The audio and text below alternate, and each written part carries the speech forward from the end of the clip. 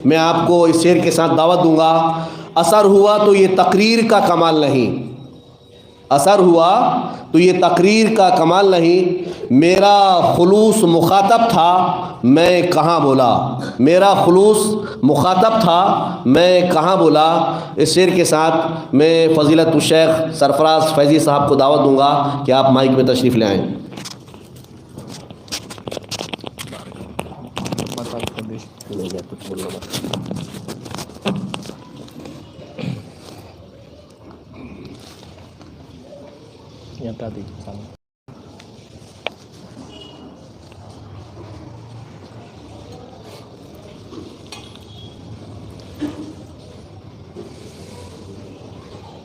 अस्सलामु अलैकुम वरहमतुल्लाहि वबरकातुहू। अल्हम्दुलिल्लाहि रब्बिल आलमीन वस्सलातु वस्सलामु अला नबिय्यिना मुहम्मदिन व अला आलिहि व सहबिहि अजमईन व मन तबिअहुम बिइहसानिन इला यौमिद्दीन। अऊज़ु बिल्लाहिस समीइल अलीम मिनश शैतानिर रजीम मिन हमज़िहि व नफ़्ख़िहि व नफ़्सिहि। बिस्मिल्लाहिर रहमानिर रहीम। व हुवल्लज़ी खलक़ मिनल माइ बशरा फ़जअलहु नसबन व सिहरा। सबसे पहले हर तरह की हम्द और सना, तारीफ़ और तौसीफ़, अज़मत और बुज़ुर्गी, किब्रियाई और बड़ाई अल्लाह रब्बुल इज़्ज़त के लिए लायक और ज़ेबा है, जिसने हमको पैदा किया, इस ज़मीन पर बसाया और इस ज़मीन पर हम इंसानों समेत लातादाद किस्म की मखलूक़ात को बसाया। अल्लाह ताला ने इस ज़मीन को हम इंसानों का गहवारा बनाया है और हम इंसानों के अलावा बेशुमार किस्म की मखलूक़ात हैं।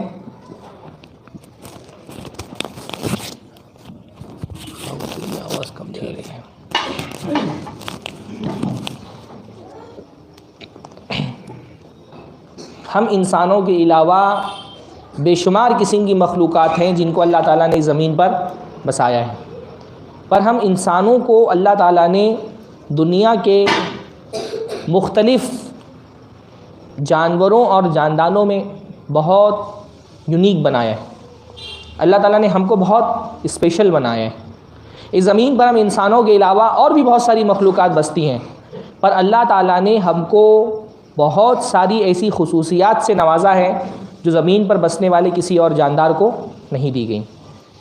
इंसानों को दी गई खुसूसियात में से एक खुसूसियत ये भी है कि अल्लाह ताला ने इंसानों को रिश्तों का फ़हम दिया है, रिश्तों की समझ दी है।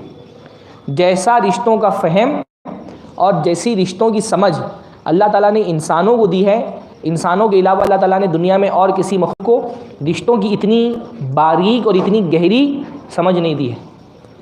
इंसान जैसे जैसे शूर की मंजिल तय करता है, वो रिश्तों को डिफ्रेंशिएट करता है, ताल्लुकात और रिश्तों को पहचानता है बहुत बारीकी के साथ, है ना। छोटा बच्चा पैदा होता है तो उसको कुछ नहीं पता होता है, पर जब थोड़ी सी उम्र उसकी गुजरती है, चंद ही दिनों के अंदर अपनी माँ को पहचान सकता है। सबसे पहला तारुफ जिससे उसका होता है वो उसकी माँ है। फिर अपने बाप को पहचानता है, अपने भाई बहनों को पहचानता है। फिर रिश्तों का एक सिलसिला वो होता है जो वालिद की तरफ से होता है, जिसको हम कहते हैं दधियाल का रिश्ता, है ना। भाई ये मेरे दादा हैं, ये मेरी दादी हैं, ये मेरी फूफी हैं, ये मेरे चाचा हैं, ये मेरे कज़िन्स हैं, है ना। एक जो बंच होता है रिश्तों का वो दधियाली रिश्ते होते हैं। उसमें कुछ रिश्ते महरम होते हैं, कुछ नामहरम होते हैं, कुछ वारिस होते हैं, कुछ वारिस नहीं होते, लेकिन वो एक पहचान उसको हो जाती है। और कुछ रिश्ते वो होते हैं जो ननिहाली रिश्ते होते हैं, नाना की तरफ से, वालिदा की तरफ से भाई नाना है और फिर नानी है, फिर उसके बाद मामू हैं, खाला हैं, उनके बच्चे हैं जिनको हम कज़िन्स कहते हैं, मामूज़ाद भाई बहन, खालाज़ाद भाई बहन, और एक रिश्ता पूरा वहाँ से चलता है। तो एक दधियाली रिश्ता होता है, एक ननिहाली रिश्ता होता है, और भाई बहन का रिश्ता दोनों तरफ से होता है, वालिद की तरफ से होता है, वालिदा की तरफ से होता है। ये वो रिश्ते होते हैं जो हमारे खून से जुड़े हुए हैं, इनको हम खूनी रिश्ता कहते हैं, है ना। ये रिश्ता कौन सा होता है? खूनी रिश्ता। ये हमारे खून से जुड़ा हुआ है। ये वो रिश्ते हैं जो बाय डिफ़ॉल्ट अल्लाह ताला ने जिनमें हमको पैदा किया है। ये रिश्ता हम खुद नहीं बनाते, अल्लाह ताला इन रिश्तों में हमको पैदा करता है, इसलिए इनको रहीम का रिश्ता कहा जाता है। कौन सा रिश्ता? रहीम का रिश्ता। और इन रिश्तों को जोड़ने को शरीयत में कहा जाता है सिला रहमी। ये जुमला अच्छे से समझ लें, क्योंकि आज के हमारे खिताब का मौजू ये सिला रहमी का मतलब क्या होता है? रिश्तों को जोड़ना। तो ये कौन से रिश्ते हैं जिनके जोड़ने को सिला रहमी कहा जाता है? ये खूनी रिश्ता, माँ बाप, भाई बहन, फिर ददियाल का रिश्ता और ननिहाल का रिश्ता, इसको क्या कहा जाता है? इसको जोड़ने को सिला रहमी। तो एक रिश्ता तो वो होता है नसब का रिश्ता। फिर ज़िंदगी में दूसरे रिश्ते की शुरुआत होती है जिसको हम खुद मुंतखब करते हैं। कौन सा रिश्ता है वो? बीवी के साथ जो रिश्ता होता है, निकाह करते हैं हम, किसी लड़की को पसंद करके उससे शादी करते हैं, और उस शादी के ज़रिए से जो रिश्ता बनता है उसको कहा जाता है सहर का रिश्ता। हाँ, सहर का रिश्ता मतलब ससुराल का रिश्ता। कुरान मजीद में अल्लाह ताला ने इन दोनों रिश्तों को अपनी नेमत कहा है। हाँ, अल्लाह ने फरमाया वहुवल्लज़ी खलक़ मिनल माइ बशरा फ़जअलहु नसबन व सहरा। अल्लाह रब्बुल आलमीन नहीं है जिसने इंसान को पानी से पैदा किया, फ़जअलहु नसब व सहरा, फिर अल्लाह ताला ने उसका नसब का भी रिश्ता बनाया और उसको सहर यानी ससुराल का रिश्ता भी बनाया। ससुराल भी अल्लाह ताला की नेमतों में से एक नेमत है कि नहीं है? कन्फ्यूज़न है, ससुराल नेमत है कि नहीं भाई? हाँ, ससुराल भी नेमत है ना। बीवी नेमत है कि नहीं नेमत है? यानी ये ऐसा सवाल है कि लोगों को जवाब देने के लिए सोचना पड़ता है, बीवी नेमत है कि नहीं। भाई बीवी भी नेमत है, ससुराल भी, बीवी भी नेमत है, ससुराल भी नेमत है। और जिनको नहीं मिली है उनको अगर ये बात ना समझ में आए तो समझ में आता है, जिनको मिली उनको तो समझना चाहिए। बीवी भी अल्लाह की नेमत है, ससुराल भी अल्लाह की नेमत है। अल्लाह ताला ने कुरान मजीद में अपनी जिन नेमतों का जिक्र किया उनमें से एक नेमत क्या है? ससुराल की नेमत।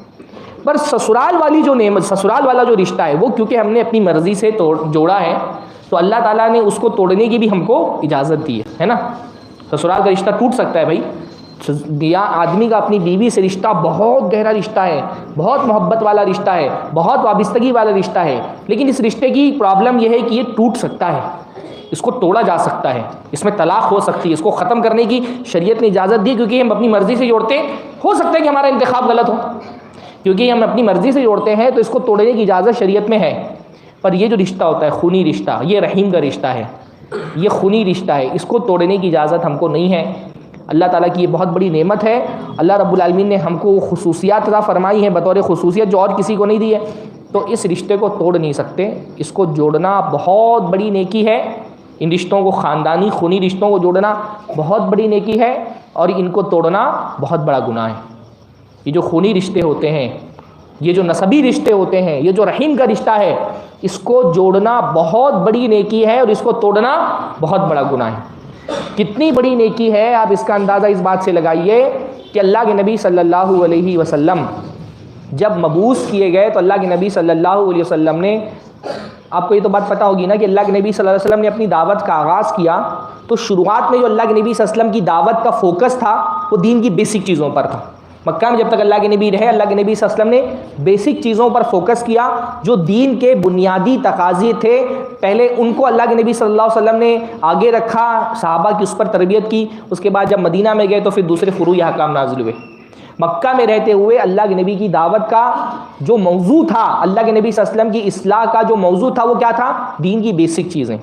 दीन ने एक मुसलमान से बुनियादी तौर पर बिल्कुल शुरू में जिन चीज़ों का मुतालबा किया उसमें से क्या है? रिश्तों को जोड़ो, रिश्तों को जोड़ करके रखो। यानी बहुत प्रायोरिटी में इस्लाम की जो तरजीह है एक मुसलमान के लिए उसमें से क्या है?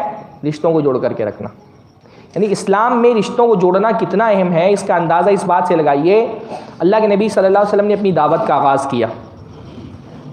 जो सहाबा बिल्कुल आगाज़ में जिन्होंने इस्लाम कबूल किया उनमें से एक सहाबी हैं हज़रत अम्र इब्ने अबसा रज़ियल्लाहु ताला अन्हु। अम्र इब्ने अबसा रज़ियल्लाहु ताला अन्हु ये बिल्कुल उन सहाबा में से हैं जिन्होंने बिल्कुल उस वक्त में इस्लाम कबूल कर लिया था जब बहुत बड़ी तादाद में सहाबा मुसलमान नहीं थे, बल्कि इन्होंने खुद अपने बारे में ये कहा कि एक ज़माना ऐसा था कि मैं इस्लाम का एक चौथाई था, सिर्फ 4 लोगों ने इस्लाम कबूल किया था, उसमें से एक मैं था जिन्होंने इजहार किया था अपने इस्लाम का। तो अम्र इब्ने अबसा असल में उन लोगों में से थे, सहाबा में से, जिन्होंने ज़माने जाहिलियत में ही बुत परस्ती से तौबा कर ली थी। बुत परस्ती नहीं करते थे, उनको समझ में आ गया था कि बुत परस्ती एक गलत चीज़ है, तो बुत परस्ती तो नहीं करते थे पर सही इबादत कैसे करना है, किसकी करना है, ये उनको पता नहीं था। बाहर इलाके में कहीं रहते थे। जब उन्होंने सुना कि मक्का में कोई शख्स आया है और वो भी बुत परस्ती से रोकता है, तो वो अल्लाह के नबी सल्लल्लाहु अलैहि वसल्लम के पास आए मालूम करने के लिए कि आप क्यों बुत परस्ती से रोकते हैं और किसकी इबादत करनी चाहिए। तो अम्र इब्न अबसा जब अल्लाह के नबी सल्लल्लाहु अलैहि वसल्लम की खिदमत में हाजिर हुए और बुत परस्ती से वो पहले से तौबा कर चुके थे, तो अम्र इब्न अबसा ने अल्लाह के नबी से पूछा, मा अंत, आप क्या हैं, आप क्या हैं, क्या लेकर क्या, क्यों, क्या आप क्या चीज़ हैं, आप क्यों बुत परस्ती से लोगों को रोकते हैं? तो अल्लाह के नबी ने फरमाया, अना नबीयुन, मैं नबी हूँ। अब अम्र इब्न अबसा क्योंकि अहले किताब में से नहीं थे, तो जो नबूवत का कॉन्स्टिट्यूशन होता है वो उनको पता नहीं था कि नबूवत क्या होती है। जो अहले किताब में से थे वो तो जानते थे कि नबी क्या होते हैं, पर ये अहले किताब में से नहीं थे तो इनको नबी किसको कहते हैं पता नहीं था। तो उन्होंने पूछा, वमा नबीयुन, ये नबी क्या होता है? तो अल्लाह ने फरमाया, अरसलनी अल्लाह, मैं अल्लाह का मैसेंजर हूँ, अल्लाह का मैसेज लेकर के आया हूँ, अल्लाह का पैगाम्बर हूँ, अल्लाह ने मुझे अपना पैगाम देकर के दुनिया में भेजा है। तो हज़रत अम्र इब्न अबसा ने पूछा, वबिमा अरसलक, अल्लाह ताला की तरफ से आप क्या पैगाम लेकर के आए हैं? बिल्कुल इस्लाम का अल्लाह के नबी की बेसत के बाद बिल्कुल आगाज़ का दौर है, अभी अल्लाह के नबी ने अपनी दावत का आगाज़ किया है। हज़रत अम्र इब्न अबसा पूछ रहे हैं, वह बिमा अरसलक, आप क्या पैगाम लेके आए अल्लाह की तरफ से? तो अल्लाह के नबी फरमाते हैं, बेसिलतिल अरहाम व कसरिल अवसान, दो काम करने के लिए अल्लाह ने दुनिया में मुझे भेजा है, दो पैगाम देकर के भेजा है। पहला बेसिलतिल अरहाम, रिश्तों को जोड़ो, और कसरिल अवसान, बुतों को तोड़ो। बिल्कुल आगाज में अल्लाह के नबी ने अपनी तालीम का, अपनी दावत का आगाज किया। दो नुक्ते अल्लाह के नबी सल्लल्लाहु अलैहि वसल्लम ने रखे, बेसिलतिल अरहाम व कसरिल अवसान। बेसिक इंसान से, एक मुसलमान से जो बेसिक मुतालबा है दीन का, वह रिश्तों को जोड़ करके रखो। अबू सुफियान, उन्होंने जब इस्लाम कबूल नहीं किया था, अल्लाह के नबी ने कैसर को, शाम के बादशाह को, बैजेंटाइन पायर जो था उसके बादशाह को ख़त लिखा, इस्लाम की तरफ बुलाया। इत्तेफाक से ये ऐसा हुआ कि वो उस वक्त शाम में मौजूद था और अबू सुफियान भी अरब से काफ़िला लेकर के गए हुए थे। तो कैसर ने, शहनशाह रूम ने अबू सुफियान को तलब किया ताकि जो नबी आए हैं अरब में उसके बारे में मालूमात हासिल कर सके। तलब किया, बहुत सारे सवालात किए, तो उसमें से एक सवाल अबू सुफियान से कैसर शाम ने, कैसर रूम ने ये किया कि ये बताओ, ये जो नबी आया है वो तुमको किस चीज़ का हुक्म देता है, उसकी तालीमात क्या हैं?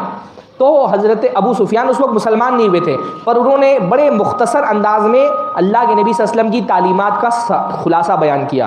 क्या ये जो नबी आया है वो हमको कहता है अल्लाह के अलावा किसी की इबादत मत करो, जिन झूठे माबूदों की तुम पूजा करते थे, तुम्हारे बाप दादा पूजा करते थे, उसको छोड़ दो। वयअमुरुना बिस्सलाती वस्सिद्क़ी वलअफ़ाफ़ वस्सिला, और हमको नमाज पढ़ने का हुक्म देता है, सच बोलने का हुक्म देता है, पाकदामनी का हुक्म देता है, और रिश्तों को जोड़ने का हुक्म देता है। यानी अबू सुफियान ने अल्लाह के नबी सल्लल्लाहु अलैहि वसल्लम की तालीमात का जो खुलासा बयान किया उसमें से क्या था कि अल्लाह के नबी सल्लल्लाहु अलैहि वसल्लम रिश्तों को जोड़ने का हुक्म देते थे। रिश्तों को जोड़ के रखना, टूटने नहीं देना, हमारे दीन का एक बुनियादी तकाजा है। अल्लाह के नबी से पूछा, अल्लाह के नबी सबसे महबूब अल्लाह के यहाँ नेकी कौन सी है? अल्लाह के नबी फरमाया अल ईमानु बिल्लाह, अल्लाह ताला पे ईमान लाना। पूछा गया अल्लाह के नबी ईमान लाने के बाद सबसे बड़ी नेकी कौन सी है? अल्लाह के नबी ने फरमाया सिलतुर रहीम, रिश्तों को जोड़ना। ईमान लाने के बाद सबसे बड़ी नेकी रिश्तों को जोड़ना है। पूछा गया अल्लाह के नबी सल्लल्लाहु अलैहि वसल्लम अल्लाह के नज़दीक सबसे नापसंदीदा अमल कौन सा है? नबी ने फरमाया अल इशराकु बिल्लाह, अल्लाह के साथ शिर्क करना। पूछा गया अल्लाह के नबी शिर्क के बाद सबसे बड़ा गुनाह कौन सा है? सबसे नापसंदीदा अमल अल्लाह के नज़दीक कौन सा है? सबसे मबगूज़ अमल अल्लाह के नज़दीक कौन सा है? अल्लाह के नबी ने फरमाया शिर्क के बाद अल्लाह की नज़र में सबसे बुरा अमल है रिश्तों को तोड़ना। शिर्क के बाद सबसे बुरा अमल क्या है? रिश्तों को तोड़ना। हमारे यहाँ क्या सूरत हाल है भाई? शिर्क के बाद सबसे बुरा अमल समझना तो बहुत दूर की बात, हमारे यहाँ सिले से रिश्ता तोड़ने को शिर्की नहीं, गुनाह ही नहीं समझा जाता। शिर्क के बाद सबसे बड़ा गुनाह समझना तो बहुत दूर की बात है, हमारे यहाँ लोग गुनाह ही नहीं समझते रिश्ता तोड़ना।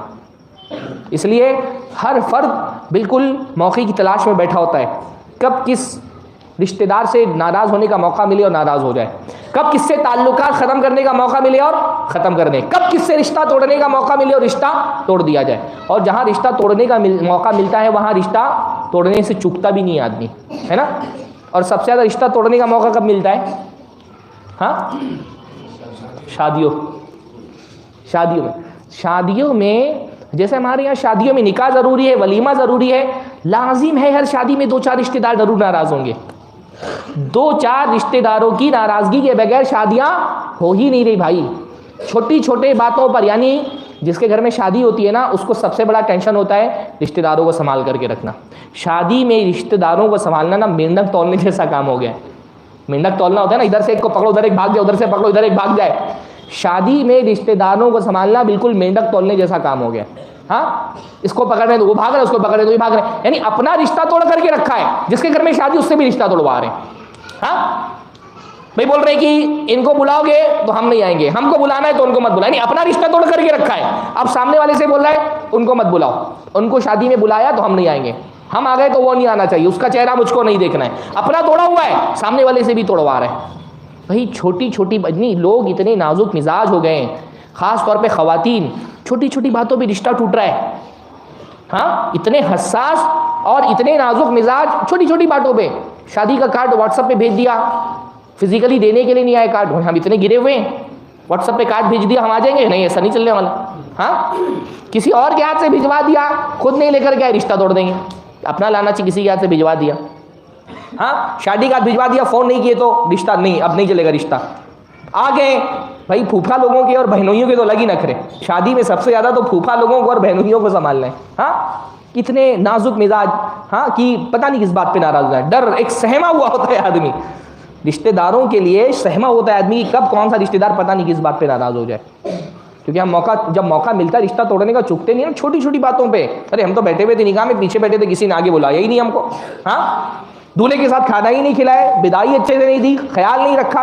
बोटियों पे रिश्ते टूट रहे हैं, बोटियों पे। हाँ, बोटियों पे नाराज हो रहे हैं लोग कि कैसा खाना खिलाया, बोटी हड्डी पकड़ा दी, गोश्त तो था ही नहीं। इस पे रिश्ते टूट रहे हैं हमारे यहाँ, क्योंकि हमारे यहाँ तसव्वुर ही नहीं ना। बेदीन आदमी के जाने दे, दीनदार आदमी भी बात बात पर रिश्तेदारों से नाराज है, क्योंकि हम इसको गुनाह ही नहीं समझते। तो जहां मौका मिलता है वहां तोड़ देते। हाँ, हमारे यहाँ यूपी की तरफ में एक रस्म होती है टंकर खोलने की। उसमें ये होता है कि लड़की जो जहेज का सामान लाती है, उसमें से एक टंकर आता है बड़ा सा।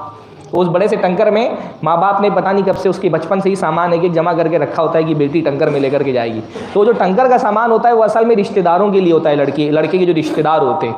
तो जब भी टंकर खुलता है 2-4 रिश्तेदार जरूर नाराज होते हैं। तो इनको पिक्सर दे दिया तो हमको छोटा सामान दे दिया, तो इनको बड़ा सामान दे दिया। बात बात पे रिश्ते टूटते हैं भाई। हाँ, अच्छा, रिश्ता तोड़ना गुनाह तो दूर की बात, बाज लोग तो रिश्ता तोड़ने को कोई फख्र की बात समझते हैं, नेकी समझते हैं। यानी आपको ऐसे भी लोग माशरे के अंदर मिलेंगे जो बोलेंगे अरे मेरा सगा भाई है, 10 साल हो गया उसकी दहलीज पे कदम नहीं रखा है, फख्र से बोलेंगे। भाई ये कोई फख्र की बात है? हाँ, सगे भाई से बातचीत बंद है, ये कोई फख्र की बात है जिस पर आप इतना तन रहे हैं कि मैं अपने सगे भाई की दहलीज पर मैंने कदम नहीं रखा है? हाँ, बोलेंगे मेरा चाचा है, रास्ते में मिलता है पर सलाम नहीं करता हूँ, ये फख्र की बात है? वो आजकल रील्स का ज़माना चल रहा है ना, तो 1-2 रील्स मैंने ऐसे देखे जिसमें आदमी बोलता है तू मुझसे ताल्लुक तोड़ करके क्या घमंड कर रहा है, मेरी तो अपने आधे खानदान वालों से बातचीत बंद है। इस पे जो एटीट्यूड वाले रील्स होते हैं ना, उसमें एक रील में मैंने देखा कि आदमी बोलता है मेरी तो अपने आधे खानदान वालों से बातचीत बंद है। तो ये कोई अच्छी बात है? अपने ख़ानदान के लोगों से बातचीत बंद कर लेना, अपने भाई के घर पे नहीं जा रहे हैं, अपनी बहन से ताल्लुकात ख़राब हैं, आपके रिश्तेदार आपसे नहीं मिलते, आप आपके रिश्तेदारों से नहीं मिलते, ये कोई फ़ख्र की बात है? ये गुनाह है। और अल्लाह के नबी सल्लल्लाहु अलैहि वसल्लम ने छोटा मोटा गुनाह भी नहीं कहा। अल्लाह के नबी सल्लल्लाहु अलैहि वसल्लम ने फरमाया रिश्ता तोड़ने वाला ला यदखुलुल जन्नत काते, रिश्ता तोड़ने वाला जन्नत में नहीं जाएगा, यानी अव्वल वहला में जन्नत में नहीं जाएगा। रिश्ता तोड़ना इतना बड़ा गुनाह है, अल्लाह के नबी ने फरमाया अल्लाह ताला हर गुनाह का अजाब तो आखिरत में देगा।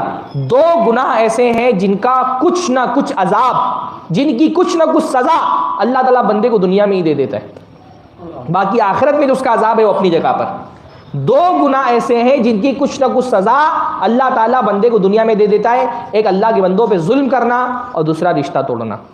रिश्ता तोड़ने वाले को रिश्ता तोड़ने की सज़ा अल्लाह ताला दुनिया ही में दे देता है। अल्लाह हम सबको महफूज रखे। हाँ, मुझे भाई बेदीन आदमी है, नमाज नहीं पढ़ता, रोज़ा नहीं रखता, वो रिश्तों के मामले में लापरवाह समझ में आता है। दीनदार आदमी है, नमाज का बहुत पाबंद, रोज़ों का बहुत पाबंद, हज करने वाला है, उम्रे करने वाला है, सदका तो खैरात करने वाला है, पर रिश्तेदारों से नहीं निभाता। बहुत मुमकिन है कि नेक आदमी की नेकियां उसके मुंह पे मार दी जाएं अगर उसके रिश्तेदारों से ताल्लुकात खराब हों तो। अल्लाह के नबी सल्लल्लाहु अलैहि वसल्लम ने फरमाया अल्लाह ताला हर जुमेरात के दिन और जुमा की रात में अल्लाह ताला के पास बंदे के अमाल पेश किए जाते हैं। बंदा जो भी नेकियां करता है उसकी नेकियां अल्लाह रब्बुल आलमीन के यहाँ पेश की जाती हैं। फला युक़बल अमल क़ाते, अल्लाह के ने फरमाया अल्लाह रिश्ता तोड़ने वाले का अमल कबूल नहीं करता। रिश्ता तोड़ने वाले का अमल कबूल नहीं करता। आप सोचिए, आप नमाजें पढ़ रहे हैं, आपने रोज़े रखे हैं, आप तिलावत करते हैं, ज़िक्र अस्कार की पाबंदियां करते हैं, आप सदक़ात व खैरात कर रहे हैं, सारी आपकी नेकियों की फाइल बन गई, अल्लाह ताला क्या पेश हुई, अल्लाह रिजेक्ट कर देता है, इसको अभी पेंडिंग में डाल दो। क्यों? क्योंकि आपके भाई से बातचीत बंद है, आपकी बहन से आपके ताल्लुकात ख़राब हैं, चाचा के घर पे आप नहीं जा रहे, फूफी से आपने ताल्लुकात तोड़ करके रखे हुए हैं, कोई कजिन्स हैं आपके, खालाजाद, मामूजाद, फूफीजाद, चचाजाद, उनसे राब्ते में आप नहीं हैं, उनसे बातचीत आपकी बंद है। आपकी नेकियां अल्लाह ताला के यहाँ इसलिए कबूल नहीं हो रही, आपकी नेकियों की फाइल रिजेक्ट हो गई, सारी मेहनतें ज़ाय चली गई, सिर्फ इस वजह से। क्यों? आपने अपने रिश्तेदार से बातचीत बंद करके रखी थी।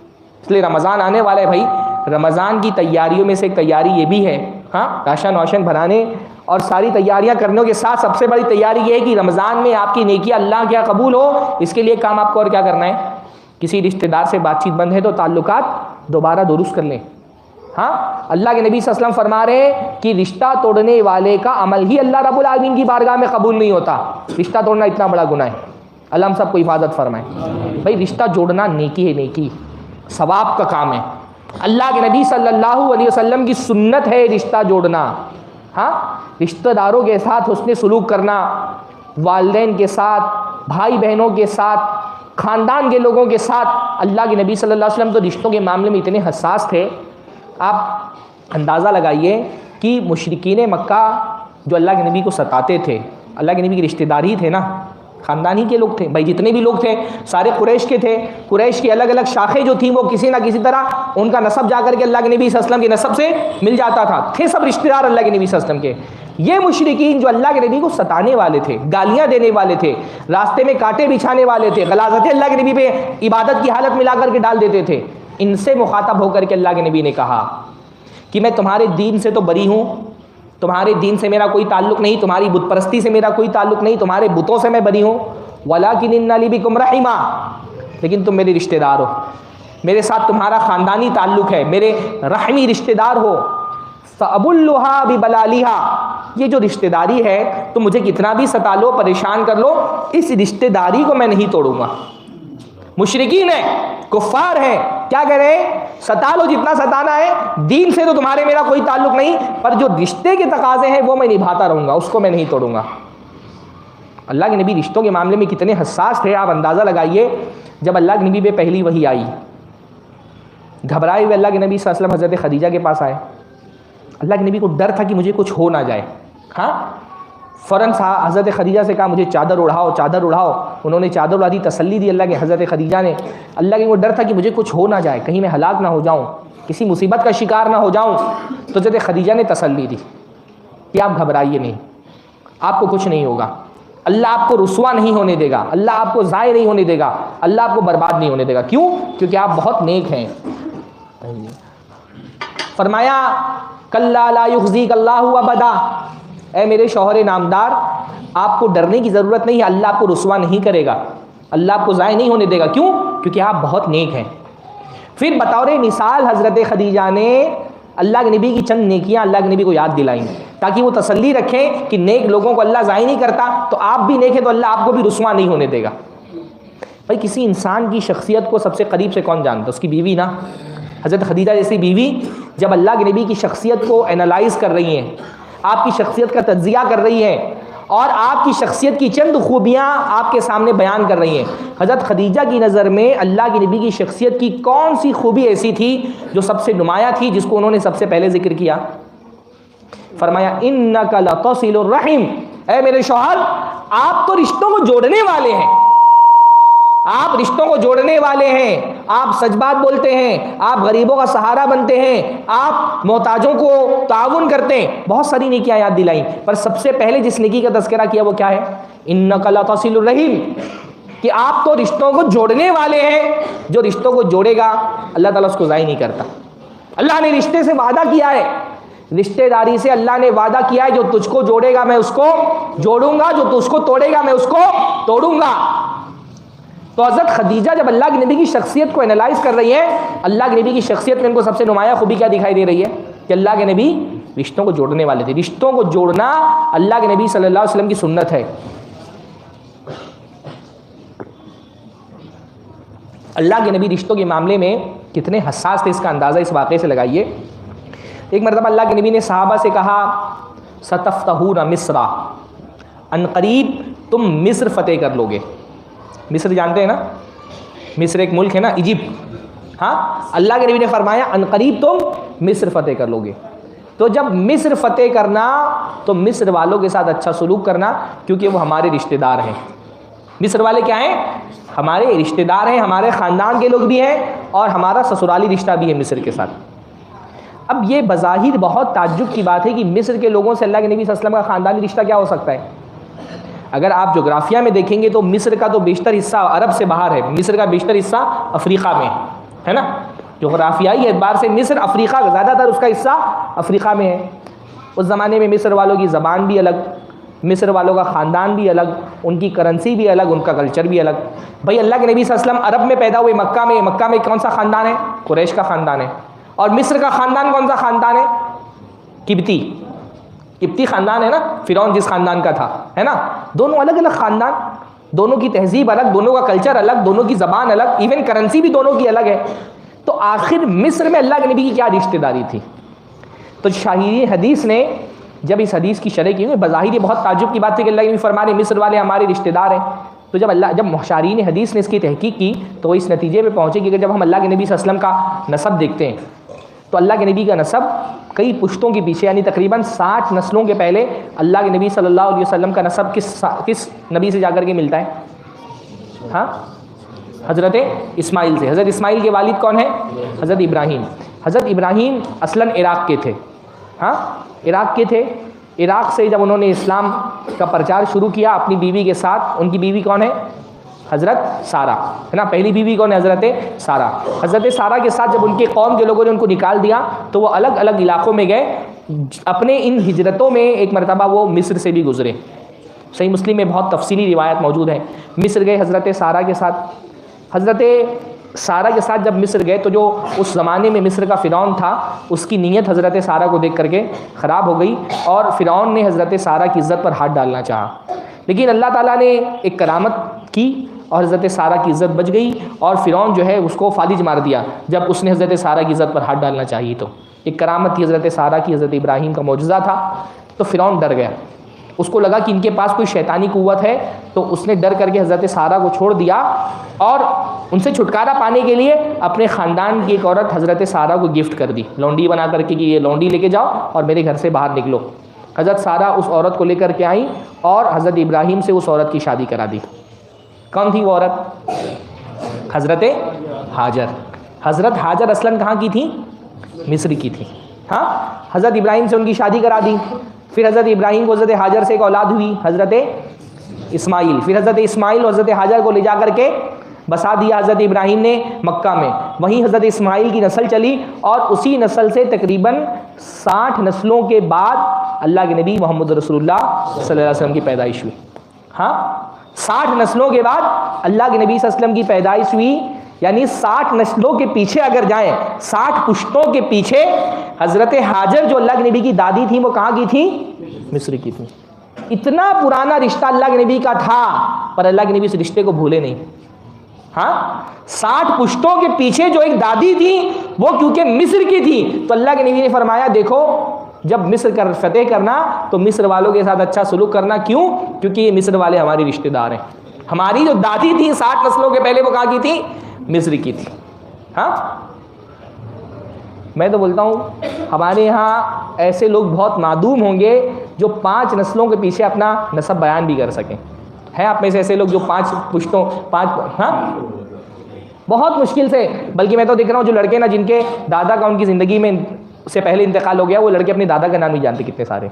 हाँ, 5 नस्लें हम बयान भी नहीं कर सकते कि 5 पुश्तों के नाम बयान कर सके हम। अल्लाह के नबी 60 पुश्तों के पहले जो अल्लाह के नबी का नसब था, अल्लाह के नबी को ना सिर्फ याद है कि हमारी दादी वहाँ की थी बल्कि एहसास है कि अभी नहीं, मेरी वफ़ात के बाद तुम मिस्र फतह करोगे तो मेरी वफ़ात के बाद मिस्र फतेह करना, तो मिस्र वालों के साथ अच्छा सलूक करना क्योंकि हमारी दादी जो है वो मिस्र की थी।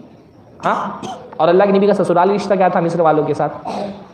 मारिया किप्तिया जो अल्लाह के नबी की उम्मुल वलद थी, हाँ, वो मिस्र की थी ना, जिनसे अल्लाह के नबी सल्लल्लाहु अलैहि वसल्लम को औलाद हुई इब्राहीम, वो मारिया कहाँ की थी? वो मिस्र की थी। मिस्र का बादशाह था जिसने उनको अल्लाह के नबी सल्लल्लाहु अलैहि वसल्लम को गिफ्ट किया था।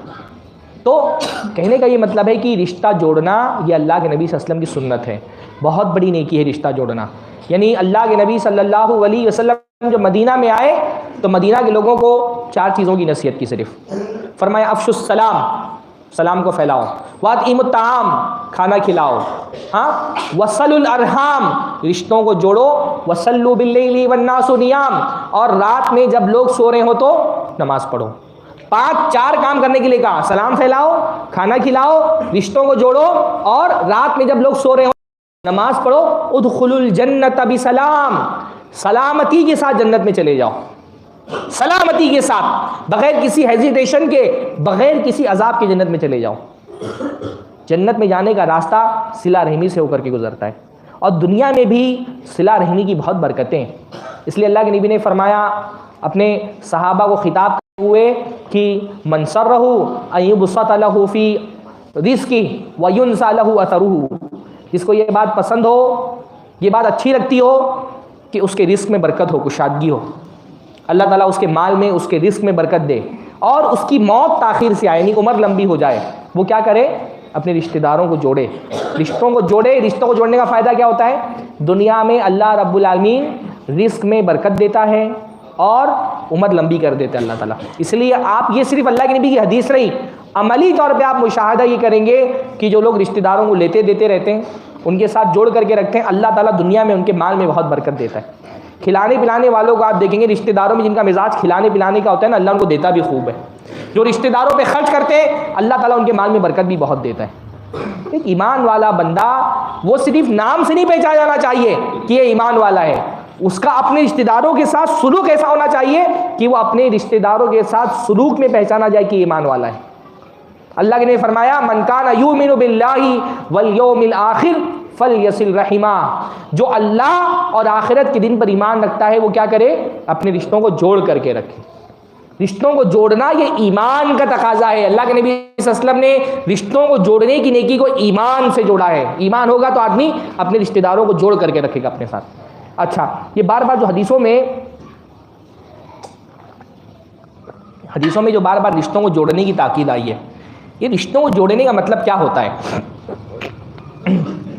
रिश्तों को जोड़ने का मतलब क्या होता है। हाँ, हमारे यहाँ रिश्ता जोड़ने का मतलब ये समझा जाता है, मेरा फलां रिश्तेदार है, वो मेरे घर पे आता है तो मैं उसके घर पे जाऊँगा, वो मेरी दावत लेता है तो मैं उसकी दावत लूँगा, उसने एक आदमी की दावत ली थी अगर अपनी शादी में तो मैं भी एक आदमी की दावत लूँगा, उसने पूरे घर वालों को बुलाया था विद फैमिली तो मैं भी पूरे घर वालों को बुलाऊँगा, जो तोहफ़ा देता है उसको तोहफ़ा दूंगा, जो तोहफ़ा नहीं देता है उसको तोहफ़ा नहीं दूंगा, जो जितने का तोहफ़ा देता है उतने ही का तोहफ़ा दूंगा। हमारे आपके यहाँ तो नहीं पता, हमारे मुंबई में तो बाकायदा शादी हॉल के बाहर लोग कापी और कलम लेकर के बैठे रहते हैं, किसका कितने का लिफाफा आया वो लिख करके रखते हैं, तो जिसका जितने का लिफाफा शादी में आया था उसकी शादी में उतने का लिफाफा जाएगा, जिसने हकीकी में बुलाया था उसको हकीकी में बुलाएंगे, जिसने हकीकी में 1 जोड़ा दिया था उसको 1 जोड़ा देंगे, जिसने 2 जोड़ा दिया था उसको 2 जोड़ा देंगे। हमारे यहाँ रिश्ता निभाने का ही मतलब समझा जाता है ना, हत्ता कि ईद उल अज़हा में जिसके घर से गोश्त आया था उसके घर पे गोश्त पहुँचाना है। अल्लाह के नबी ने फरमाया ये रिश्ता जोड़ना नहीं है। अल्लाह के नबी ने फरमाया लैसल वासिल लिल मुकाफ़ी, बदला देने वाला रिश्ता जोड़ने वाला नहीं है। जो बदला दे कि मुझसे मेरे साथ ही अच्छा सुलूक कर रहा है मैं इसके साथ अच्छा सुलूक करूंगा, ये मेरे साथ बुरा सुलूक कर रहा है मैं इसके साथ बुरा सुलूक करूंगा। अल्लाह के नबी ने फरमाया लैसल वासिल बिल मुकाफ़ी, बदला देने वाला रिश्ता जोड़ने वाला नहीं है। वलाकिन्नल वासिल अल्लज़ी इज़ा क़ुतियत रहिमहु व सलाहा, रिश्ता जोड़ने वाला, सिला रहमी करने वाला वो है जिसके रिश्तेदार उससे रिश्ता तोड़ रहे हैं और वो रिश्ता जोड़े। असल रिश्ता जोड़ना उन लोगों से नहीं है जो आपसे जोड़ करके रखते हैं, असल सिला रहमी किन लोगों से करनी है, जो तोड़ रहे हैं उनसे जोड़ो। वो नहीं आता आपके घर में, आप उसके घर पे जाओ, वो गाली देता है आप मुस्कुरा करके दुआ दे दो, वो आपकी बुराई करता है आप उसकी तारीफ करो, वो आपसे नाराज है उसको मनाओ, वो रूठ गया है उसके घर पे जा करके उसकी खुशामदें करो, ये रिश्ता जोड़ना है। अभी तो बहुत मुश्किल काम है, तोड़ने वाले से जो जोड़ रहा है उससे जोड़ना कौन सा मुश्किल है भाई। हाँ, जो आपके साथ अच्छा सुलूक कर रहा है उसके साथ अच्छा सुलूक करना कौन सा मुश्किल काम है। असल मुश्किल ये है कि सामने वाला बुरा है, वो बुराई कर रहा है उसको अच्छाई से जवाब दो, ये बहुत मुश्किल काम है। बुराई करने वाले को, बदसलूकी करने वाले को अच्छे सलूक से जवाब देना, बुराई करने वाले को अच्छाई से जवाब देना, ये बहुत मुश्किल काम है। इसके लिए इंसान को अपनी सबसे कीमती चीज़ कुर्बान करनी पड़ती है। क्या है सबसे कीमती चीज़? अना, ईगो, सही जवाब। जो रिश्तेदार आपसे मिल जाता है सामने गुजरते हुआ, सामने से गुजर रहा है, सलाम नहीं करना, भाई उसको बढ़ करके सलाम करना बहुत मुश्किल काम है। उसके लिए आपको अपना ईगो कुर्बान करना पड़ता है। और इंसान के पास सबसे कीमती चीज़ क्या है? उसका ईगो। एक रिश्तेदार है 5 साल से आपके घर पे नहीं आया, 10 साल से आपके ताल्लुकात खराब हैं, दरवाज़ा खटखटा करके उसके घर में जाने के लिए आपको क्या चाहिए? ईगो कुर्बान करना पड़ता है, अपनी अना कुर्बान करनी पड़ती है। और अना इंसान को बहुत अजीज होती है। भाई कोई रिश्ता, या तो रिश्ता बचाया जा सकता है या तो अना बचाई जा सकती है। अना को बचा करके आप रिश्ता नहीं बचा सकते। रिश्ता बचाने के लिए सबसे कीमती चीज़ जो कुर्बान करनी पड़ती है वो क्या है? अना। हर कामयाब रिश्ते के पीछे अना की कुर्बानी होती है। कोई रिश्ता अगर कामयाब है ना तो 2 में से एक है जिसने अपनी अना कुर्बान की है। बगैर अना को कुर्बान किए, मियाँ बीवी के रिश्ते में भी यही है। मियाँ बीवी का रिश्ता बहुत अच्छा चल रहा है तो 2 में से कोई एक है जो अपनी अना कुर्बान कर रहा है, जो सब्र के घूंट पी लेता है। बगैर सब्र के कोई रिश्ता नहीं चलता। अना कुर्बान करने पे बहुत सब्र करना पड़ता है, तो ये बहुत मुश्किल काम है। मैं जानता हूँ हम में से हर किसी के 1-2 रिश्तेदार तो ऐसे होंगे जिससे बातचीत बंद है। हर आदमी की ज़िंदगी में 2-4 रिश्तेदार ऐसे होते हैं जिनसे बातचीत बंद है। अगर आप अपनी अना का सोच करके रिश्ता जोड़ना चाहेंगे तो नहीं जोड़ पाएंगे, कभी नहीं जोड़ पाएंगे। ऐसे रिश्तेदार को अगर अपने साथ जोड़ना है तो क्या कुर्बान करना पड़ता है? भाई बकरी कुर्बान करना आसान है, अना कुर्बान करना आसान नहीं है। जानवर के गर्दन पे छुरी रख करके ज़बा कर लेना आसान है, पर अना की गर्दन पे छुरी रख करके ज़बा करना आसान नहीं है। आसान होता तो इस पर जन्नत का वादा क्यों होता? जन्नत का वादा इसीलिए है कि रिश्ता निभाना बहुत मुश्किल काम है, रिश्तों को जोड़ करके रखना बहुत मुश्किल चीज़ है। और ये सबके बस की बात भी नहीं है, ये तो बहुत मुश्किल काम है। ये बहुत, जो इनकी किस्मत बहुत आला होती है वही कर पाते हैं ये काम। तो क्या करना पड़ता है? इसके लिए अना कुर्बान करनी पड़ती है। पर इस अना की कुर्बानी पर अल्लाह ताला ने जन्नत का वादा किया है, तो करेंगे ना कुर्बान इंशाअल्लाह ताला। भाई तकरीर का मकसद ये नहीं होता कि आप आए सुन करके बोले आज बहुत मज़ा आया, या आज मज़ा नहीं आया। तकरीर का मकसद होता है कि जब आप इस मस्जिद से बाहर निकलें तो या तो आपके इल्म में इजाफा हो या तो आपके अमल में इजाफा हो। तो एक होमवर्क मैं दे करके जा रहा हूँ इंशाअल्लाह आपको। इस मस्जिद से बाहर निकलेंगे तो आपके जिस रिश्तेदार से आपकी बातचीत बंद है, अगर वो आपके इलाके में रहते हैं, आप उनके घर पे जाएंगे, सलाम करेंगे, घर के अंदर दाखिल हो जाएंगे और माफ़ी तलाफ़ी मान करके सुलह कर लेंगे इंशाअल्लाह। करेंगे ना इंशाअल्लाह? भाई अपना सोचेंगे तो नहीं कर पाएंगे, ये काम अल्लाह ताला के लिए करिए। इस अमल में, इस प्रोसीजर में जो तकलीफ़ आपको होगी अना की कुर्बानी की वजह से, इंशाअल्लाह ताला उस तकलीफ़ पर अल्लाह ताला आपको अजर देगा। ये सोच के करिए। अपने लिए करेंगे तो नहीं कर पाएंगे, ये सोचिए कि मैं अल्लाह ताला के लिए कर रहा हूँ। भाई हर नेकी में तकलीफ तो होती है ना, नेकी करने में तकलीफ होती है। आप रात में सो रहे हैं, फजर की नमाज में अजान में उठ करके मस्जिद में आ रहे हैं, तकलीफ का अमल है, पर वो तकलीफ आप क्यों बर्दाश्त करते हैं? अल्लाह के लिए बर्दाश्त करते हैं। अल्लाह के लिए ये तकलीफ बर्दाश्त करिए। नागपुर में नहीं है तो आपको फ़ोन करके इंशाअल्लाह ताला उनको सलाम करेंगे, माफ़ी मांग करके, सुलह करके। और अगर खुद नहीं कर पा रहे तो कम से कम क्या कर ले, तीसरे आदमी को पकड़ ले, अच्छा आदमी जो, और उसको बोलेंगे हमारे दरमियान सुलह करा दो, मेरी फ़ला रिश्तेदार से बातचीत बंद है, मेरी उनसे सुलह करा दो, मेरी उनसे बातचीत करा दो। करना इंशाअल्लाह ताला, है ना? ये बहुत मुश्किल काम है, मैं ये कहीं नहीं रखी आसान है, पर इतना मुश्किल काम है, इसीलिए इस पर अज्र इतना बड़ा है। अल्लाह रब्बुल आलमीन ने फरमाया ला तस्तविल हसनतु वला सय्या, अच्छाई और बुराई बराबर नहीं हो सकते, है ना? इदफा बिल्लती ही ahsan, तो बुराई का जवाब अच्छाई से दो। तुम्हारे रिश्तेदार तुम्हारे साथ बुराई करते हैं, तुम उनके साथ अच्छाई करो। फ़इज़ल्लज़ी बैनका व बैनहु अदावतुन कअन्नहु वलियुन हमीम, तो अगर तुम बुराई का जवाब अच्छाई से देना सीख लोगे तो जो तुम्हारा सबसे बड़ा दुश्मन है वो तुम्हारा सबसे गहरा दोस्त बन जाएगा इंशाअल्लाह। लेकिन ये काम हर कोई नहीं कर सकता। अल्लाह ने खुद फरमाया वमा युलक्काहा इल्लल्लज़ीना सबरू, ये काम वही कर सकते हैं जो सब्र करने वाले हैं, सब्र की ताकत, सब्र का पावर जिनके पास है। वमा युलक्काहा इल्ला ज़ू हज़्ज़िन अज़ीम, और ये काम वही कर सकता है जिसका नसीब बहुत बड़ा है, बड़ी किस्मत वाले ये काम कर सकते हैं। छोटे मोटे लोगों का ये काम नहीं है। बड़ी किस्मत वाला बनना है कि नहीं बनना है इंशाअल्लाह ना? तो आपको क्या करना है, अभी यहाँ मस्जिद से बाहर निकलना है, कोई तोहफा लेकर के अपने नाराज़ रिश्तेदार के घर पे जाना है, माफ़ी मांग करके गले लगा करके मसले को ख़त्म करना है इंशाअल्लाह। और मिठाई मत लेके जाइएगा तोहफे में, हमारे यहाँ बदगुमानी का ये भी मसला है ना, आप किसी नाराज रिश्तेदार को मिठाई खिला दें, पहला शक तो ये है कि फूंक करके दिया है, हाँ, तो कोई और दवा लेकर के जाइएगा। ऐसी बदगुमानियाँ हो गई है ना, मिजाज नफ्सियात इस तरह की उलझनों का शिकार हो गया है। बल्कि ये जो पूरा हमारे यहाँ आलमी सतह पर जो एक इंडिविजुअलिज्म को फ़रोग़ मिल रहा है ना, इनफरादियत, हाँ, एक पूरा इज़्म है कि हर इंसान को अकेला कर दो। जदीद तहजीब इंसान को अकेला करके मारती है। एक ख़ानदान और माशरे से जुड़ा हुआ शख्स वो आसानी से इस मगरिबी तहजीब का शिकार नहीं होता। ये पहले इंसान देख भाई, इस वक्त दुनिया की सबसे पावरफुल इंडस्ट्री है इंटरटेनमेंट इंडस्ट्री, और इस इंडस्ट्री का, ये इंटरटेनमेंट इंडस्ट्री का जो सबसे बड़ा यूज़र है, जो उसका सबसे बड़ा टारगेट है, वो कौन है? अकेला आदमी। अकेला आदमी जिसका ख़ानदान नहीं, जिसकी फैमिली नहीं, जिसके बीवी बच्चे नहीं, कजिन्स नहीं, भाई बहन नहीं, बातचीत करने के लिए नहीं, वही है जो दिन दिन भर रील्स देखता है इंस्टाग्राम पे, जो फेसबुक पे लगा रहता है, जो फिल्में देखने के लिए थिएटर में जा रहा है। जदीद तहजीब जो ये नया पूरा निज़ाम है दुनिया का, इसका तो मकसद ही इंडिविजुअलिज्म को फ़रोग़ देना।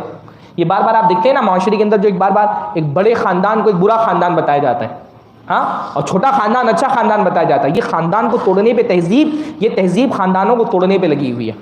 किसी ज़माने में हमारे यहाँ ख़ानदान का तसव्वुर होता था, ख़ानदान, अभी फैमिली का तसव्वुर हो गया है ना। ख़ानदान का तसव्वुर हमारे माशरे में, ऐसे घरों में पुराने ज़माने में शादियाँ नहीं की जाती थी जहाँ ख़ानदान नहीं हो। ऐसे घरों को अच्छा समझा जाता जहाँ ख़ानदान एक दूसरे से मिल करके ख़ानदान के लोग रहते हैं। अब वो ख़ानदान का तसव्वुर ख़त्म हो गया, अब फैमिली का तसव्वुर आ गया। मैं, मेरी बीवी, मेरे 2 बच्चे, इसी का नाम फैमिली है। छोटी फैमिली, खुशहाल फैमिली, ये तसव्वुर दिया जाता है। हाँ, मैंने भाई बाल भारती में की कौन सी किताब में मैंने बाकायदा देखा कि ऐसा दिखाया गया ना, छोटी फैमिली खुशहाल फैमिली, और उसमें क्या है, मियाँ बीवी और 2 बच्चे। और बड़ी फैमिली बदहाल फैमिली, और उसमें लिखा गया मियाँ बीवी, बच्चे और दादा दादी। आप सोचिए कि हमारी निसाबी किताबें हमारे बच्चों के जहन में क्या जहर घोल रही हैं कि अगर दादा दादी के साथ फैमिली रह रही है तो बदहाल फैमिली है। हाँ, अपने बुजुर्गों के साथ बदसलूकी पर उभार रही है, क्योंकि इनको माँ बाप से क्या, भाई ये पूरी इंडस्ट्री जो है ये चाहती है कि माँ बाप को अपने घर से बाहर निकाल दो। इनके ओल्ड एज होम कभी चलेंगे जब आप माँ बाप के साथ नहीं रहेंगे, तभी ना। इनको तो अपने ओल्ड एज होम चलाने, अगर माँ बाप के साथ बंदा रहना सीख ले तो ओल्ड एज होम कैसे चलेंगे इनके। ख़ानदान, इस्लाम इसलिए ख़ानदान का तसव्वुर देता है।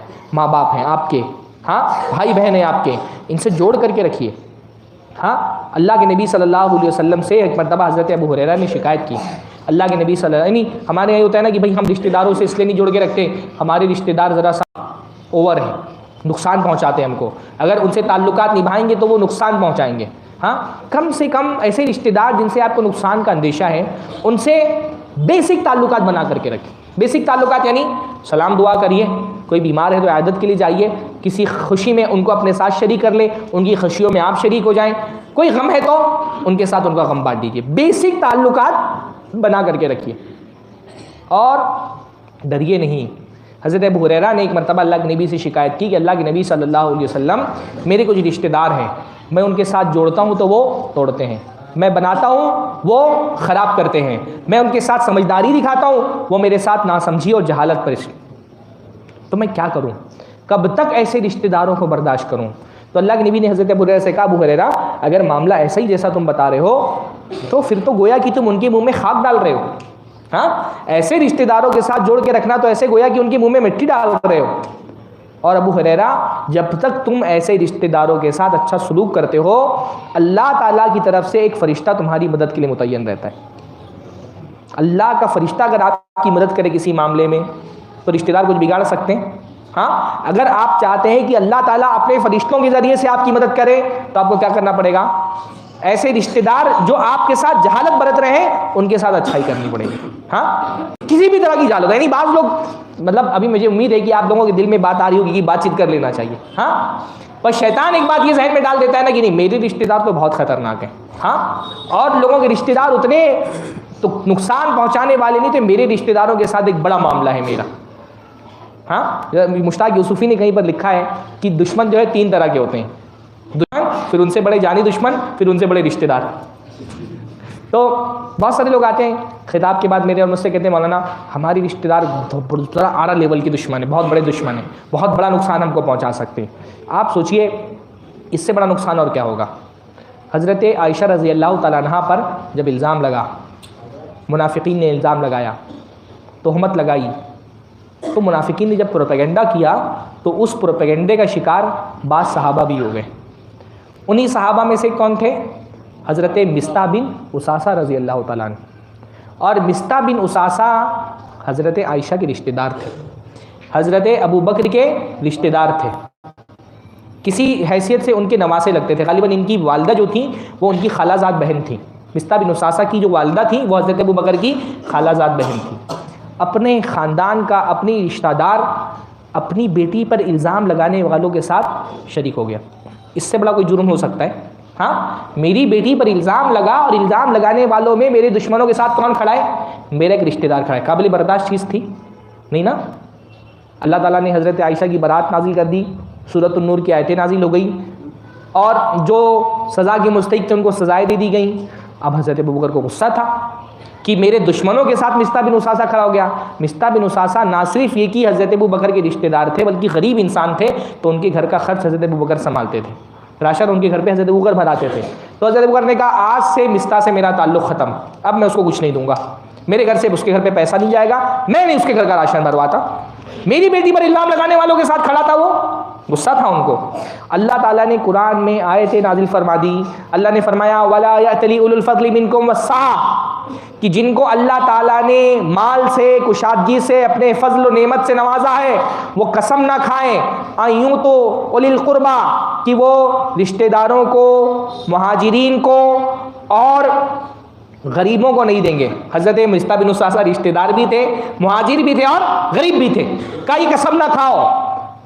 फलयाफू वलयस्फहू, दरगुजर करो, माफ़ कर दो। अला तुहिब्बूना अन यग़फ़िरल्लाहु लकुम, क्या तुम ये नहीं चाहते कि अल्लाह तुमको माफ़ करे? मान लो ये सवाल आज हमसे हो रहा है, क्या आप ये नहीं चाहते कि अल्लाह आपको माफ़ कर दे? चाहते कि नहीं चाहते? भाई हम में से कौन सा ऐसा आदमी है जो अपने नाम आमाल पर जब गौर करता है तो उसका नाम आमाल जगह जगह गुनाहों के धब्बों से सियाह है? कोई है ऐसा आदमी? हर आदमी का नाम आमाल गुनाहों के धब्बों से सियाह है। हम चाहते हैं ना कि ये स्याही हमारे नाम आमाल से मिट जाए, हम चाहते हैं ना कि अल्लाह हमको माफ़ कर दे, तो हमको उसके लिए क्या करना पड़ेगा? हमको इंशा अल्लाह ताला अपने रिश्तेदारों को हम माफ़ करेंगे, अल्लाह ताला इंशा अल्लाह हमको माफ़ फरमा देगा। करना इंशा अल्लाह ताला। अल्हम्दुलिल्लाह मैं कोई बड़ाई की बात नहीं कर रहा, लेकिन मेरे इस खिताब के बाद मुझसे लोगों ने रब्ता किया और कहा मौलाना 15 साल से हमारी बातचीत बंद थी, आपकी तकरीर सुन करके महज अल्लाह की रज़ा के लिए हमने बातचीत शुरू कर दी अपने रिश्तेदारों से। तो इंशा अल्लाह इस तरह की खुशखबरी इस मस्जिद से भी मुझे मिलेगी ना, मैं डॉक्टर साहब से इंशा अल्लाह रब्ते में रहूँगा कि आपके पास कोई खबर आई कि नहीं आई। भाई थोड़ा कुर्बान करो अल्लाह ताला के लिए। हाँ, बकरे बहुत कुर्बान करते हो, अपनी अना कुर्बान करो अल्लाह ताला के लिए। हाँ, रिश्तों को जोड़ने के लिए अना को कुर्बान करना पड़ता है। तो ऐसे अल्लाह के नबी ने इसलिए फरमाया अफजलुस सदका, सबसे बेहतरीन सदका कौन सा है? हाँ,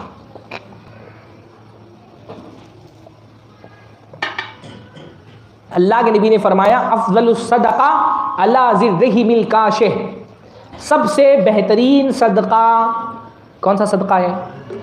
वो सदका जो आप अपने ऐसे रिश्तेदार को देते हैं जिसने अपने दिल में आपके लिए बुग़्ज़ छुपा के रखा है।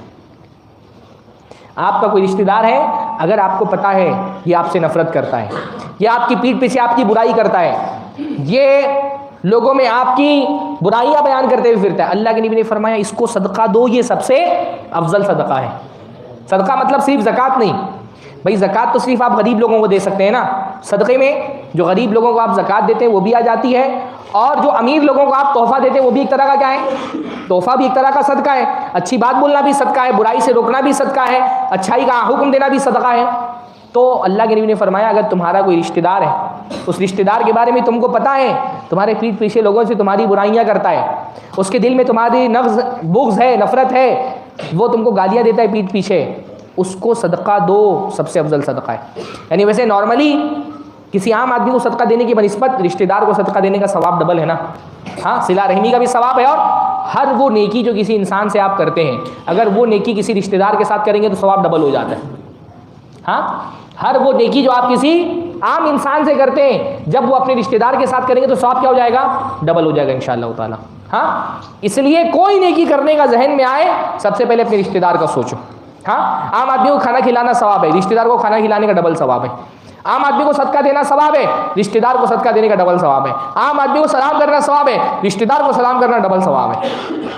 हर नेकी जो किसी इंसान से की जाए, अगर वो अपने रिश्तेदार से करेंगे, आपको सिला रहमी का सवाब एक्स्ट्रा मिलेगा, ऐड हो जाता है उसमें। सिला रहमी का सवाब भी उस नेकी के साथ ऐड हो जाता है। तो ये तो था रिश्ता जोड़ना किसको कहते हैं। मैं कुछ बातें आपके सामने रखता हूँ, रिश्ता जोड़ने के तकाजे। रिश्ता जोड़ने के लिए करना क्या चाहिए भाई? रिश्ता जोड़ने के लिए सबसे पहली बात तो रिश्तों को पहचानना पड़ेगा। रिश्ता जोड़ने का पहला तकाजा क्या है? रिश्तों को पहचानना। अल्लाह के नबी फरमाया, तअल्लमू मिन अंसाबिकुम मा तसिलूना बिही अरहामकुम, अपने नसब को सीखो ताकि अपने रिश्तेदारों को जोड़ करके रख सको, अपने रिश्तेदारों के साथ हुस्ने सुलूक कर सको। सिला रहमी करना है तो पहले क्या करना पड़ेगा? नसब को सीखना पड़ेगा। अपने ख़ानदान के लोगों का पता होना चाहिए। ख़ास तौर पे ये हम लोग जो अलग अलग इलाकों से, यूपी से, बिहार से और बंगाल से और अलग अलग इलाकों से जो शहरों में आकर के आबाद हो जाते हैं लोग ना, इनके साथ ही बड़ा प्रॉब्लम होता है कि भाई छोड़ करके आ गए, कहीं यूपी के थे, बिहार, बंगाल के, मुंबई के, महाराष्ट्र के किसी इलाके के, आके नागपुर में बस गए, मुंबई में बस गए, कलकत्ते में बस गए, हैदराबाद में बस गए। अब क्या होता है ना, किसी का रिश्तेदार गाँव में है, चाचा गाँव में है, फूफी गाँव में है, खाला गाँव में है, मामू गाँव में है, कजिन्स गाँव में है। अब 10-10 साल हो गया गाँव ही नहीं जा रहे, बच्चों को भी गाँव नहीं लेकर के जाते, अपना भी गाँव नहीं जा रहे हैं। बच्चों को पता ही नहीं हमारा भी कोई रिश्तेदार है, अपना सगा चचा है बच्चे को ही नहीं पता, अपने फूफा है बच्चे को नहीं पता, अपनी फूफी है बच्चे को ही नहीं पता। तो जब अपने रिश्तेदार कौन है ये पता ही नहीं है तो उनके साथ उसके सुलूक कैसे करेंगे? रिश्तों को पहचानना ज़रूरी है ना। इसलिए जो शहर की रहने वाली आबादी है, मैं तो उनको बार बार ताकीद करता हूँ कि भाई साल में 2 साल में एक मरतबा बच्चों को गाँव लेकर के जाओ। हाँ, बच्चों को लेके जाओ, उनको पहचान करवाओ कि बेटा ये हमारे चाचा हैं, ये हमारी फूफी हैं, ये हमारे खाला हैं, ये हमारे मामू हैं, ये हमारे खालाजाद भाई हैं, ये हमारे दादा के बेटे हैं, ये परदादा, ये हमारा ख़ानदान है। बच्चों को ख़ानदान से जोड़ना बहुत ज़रूरी है। मैं आपको बहुत ही तरबियत के मामले में बहुत अहम बात बता रहा हूँ। आप देखिए, जब बच्चों को आप ख़ानदान से जोड़ते हैं ना, जब भाई ख़ानदान का मिजाज आपका होता है, हमारे यहाँ पहले कहा जाता है ना ख़ानदानी लोग हैं। आप देखते हैं ना ख़ानदानी लोग जो हैं, जब हम कहते थे ख़ानदानी लोगों से लोग निकाह क्यों करते थे? जो ख़ानदान के लोग होते थे उनसे निकाह क्यों करते थे?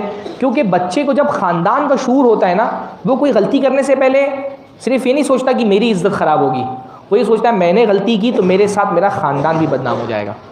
उसकी इज़्ज़त ख़ानदान की इज़्ज़त के साथ मल्टीप्लाई होकर के बढ़ जाती थी। तो अल्लाह का खौफ तो एक चीज़ है जो बच्चे को गलती से रोकते हैं। अल्लाह के खौफ के साथ एक बहुत बड़ी चीज़ जो बंदे को गलती से रोक लेती है, बच्चों को गलती से रोकती है, वो क्या है? ख़ानदान की इज़्ज़त का तसव्वुर कि भाई मैंने ये गलती की तो क्या होगा? मेरा ख़ानदान बदनाम हो जाएगा। अल्लाह के नबी के पास जो हाथ काटने वाला वाक़या आया था, खातून ने शादी की थी, उनको डर किस बात का था? ख़ानदान की बदनामी का डर था। आज बच्चों के बिगाड़ की एक बहुत बड़ी वजह क्या है? भाई ख़ानदान का कोई कॉन्सेप्ट ही उसके जहन में नहीं है। हमने बच्चे को ख़ानदान से जोड़ा ही नहीं, उसको पता ही नहीं ख़ानदान क्या चीज़ होती है। उसके लिए वही बस अकेला, उसकी अपनी इज़्ज़त है, उसकी अपनी बेइज्जती, अपनी अकेले की बेइज्जती है। बच्चों को ख़ानदान से जोड़ना बहुत ज़रूरी है। तो बच्चों को तसव्वुर दें। ये बहुत बड़ा हमारे यहाँ मसला ये हो गया है ना कि शादी होते ही, भाई मैं नहीं कह रहा कि जॉइंट फैमिली बहुत अच्छा सिस्टम है, जॉइंट फैमिली के भी बहुत सारे नुकसानात हैं, उस पर कभी गुफ्तगू हो भी सकती है। लेकिन जॉइंट फैमिली में परेशानी इसका ये मतलब नहीं कि आप माँ बाप को छोड़ करके बच्चों को लेकर के अलग चले गए, अब आपके माँ बाप भी आपके लिए रिश्तेदार बन गए। 4-4, 5-5 महीना हो जा रहा है, माँ बाप से कोई ताल्लुक़ नहीं। पोता है बेचारा, उसको दादा दादी की मोहब्बत से महरूम कर दिया आपने। दादा दादी की मोहब्बत कितनी प्यारी मोहब्बत है। बाज़ मरतबा माँ बाप अपने बच्चों को वो मोहब्बत नहीं दे पाते जो दादा दादी अपने पोते पोतियों को दे देते हैं। ये जो हमारे यहाँ सिस्टम बन गया ना, बच्चा पैदा हुआ बस उसको दादा दादी से भी अलग कर देना है। माएँ बाज़ मरतबा बाकायदा प्लानिंग के साथ दादा दादी से अलग कर देती हैं अपने बच्चों को। ये अपने बच्चों पे जुल्म है। हाँ, मोहब्बत एक इंसान की अंदरूनी नफ्सियात के इर्तिका के लिए बहुत ज़रूरी है। एक बच्चे को जितनी मोहब्बत मिलेगी अंदर से उसकी पर्सनैलिटी उतनी स्ट्रांग होगी इंशाअल्लाह ताला। आपके बच्चों को आपके दादा दादी से, उनके दादा दादी से जो मोहब्बत मिलती है ना, वो उनकी एक नफ्सियाती ज़रूरत है। ख़ास तौर पे हमारे ऐसे दौर में जब माँ बाप इनफ मोहब्बत अपने बच्चों को नहीं दे पाते। ये हकीकत, इसको तस्लीम करना चाहिए। हमारे बच्चों को जितना हमारा वक्त और हमारी मोहब्बत मिलनी चाहिए उतनी हम नहीं दे पाते। भाई हमको तो, मर्द हजरात को तो अपने कारोबारी मसरूफियात से ही वक्त नहीं मिलता बच्चों को वक्त देने के लिए। आप बताइए, अगर आप बाप हैं, क्या हम 24 घंटे में आधा घंटा अपने बच्चों को देते हैं? कितने बाप ऐसे हैं? आधा घंटा ज़हनी तौर पे तैयार होकर कि आधा घंटा मेरे बच्चों के लिए ख़ास है।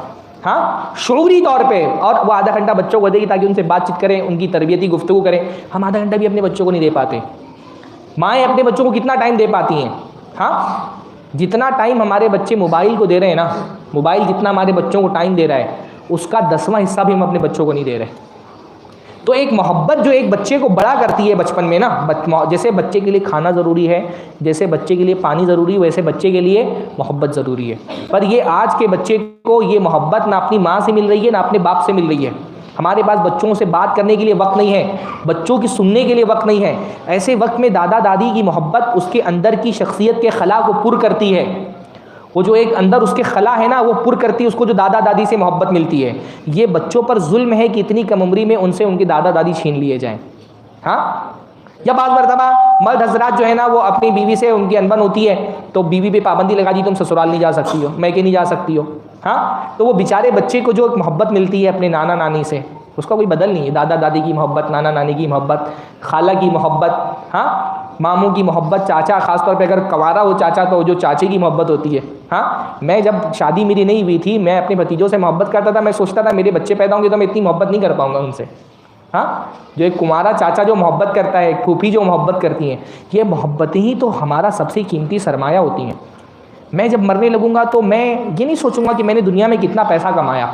हाँ, मैं ये सोचूंगा कि अल्लाह ताला ने ये मोहब्बत की दौलत मुझको अता फरमाई अल्हम्दुलिल्लाह। मैं अभी भी ये सोचता हूँ ना कि अल्लाह ताला ने मेरी झोली में इतने लोगों की मोहब्बत डाल दी कि मैं संभाल नहीं पाता हूँ। अपने रिश्तेदार, मेरे सामीन, ऑडियंस, मेरे कारीन, मैं समझता हूँ ये सबसे कीमती हमारी झोली में जो सबसे कीमती चीज़ होती है वो क्या होती है?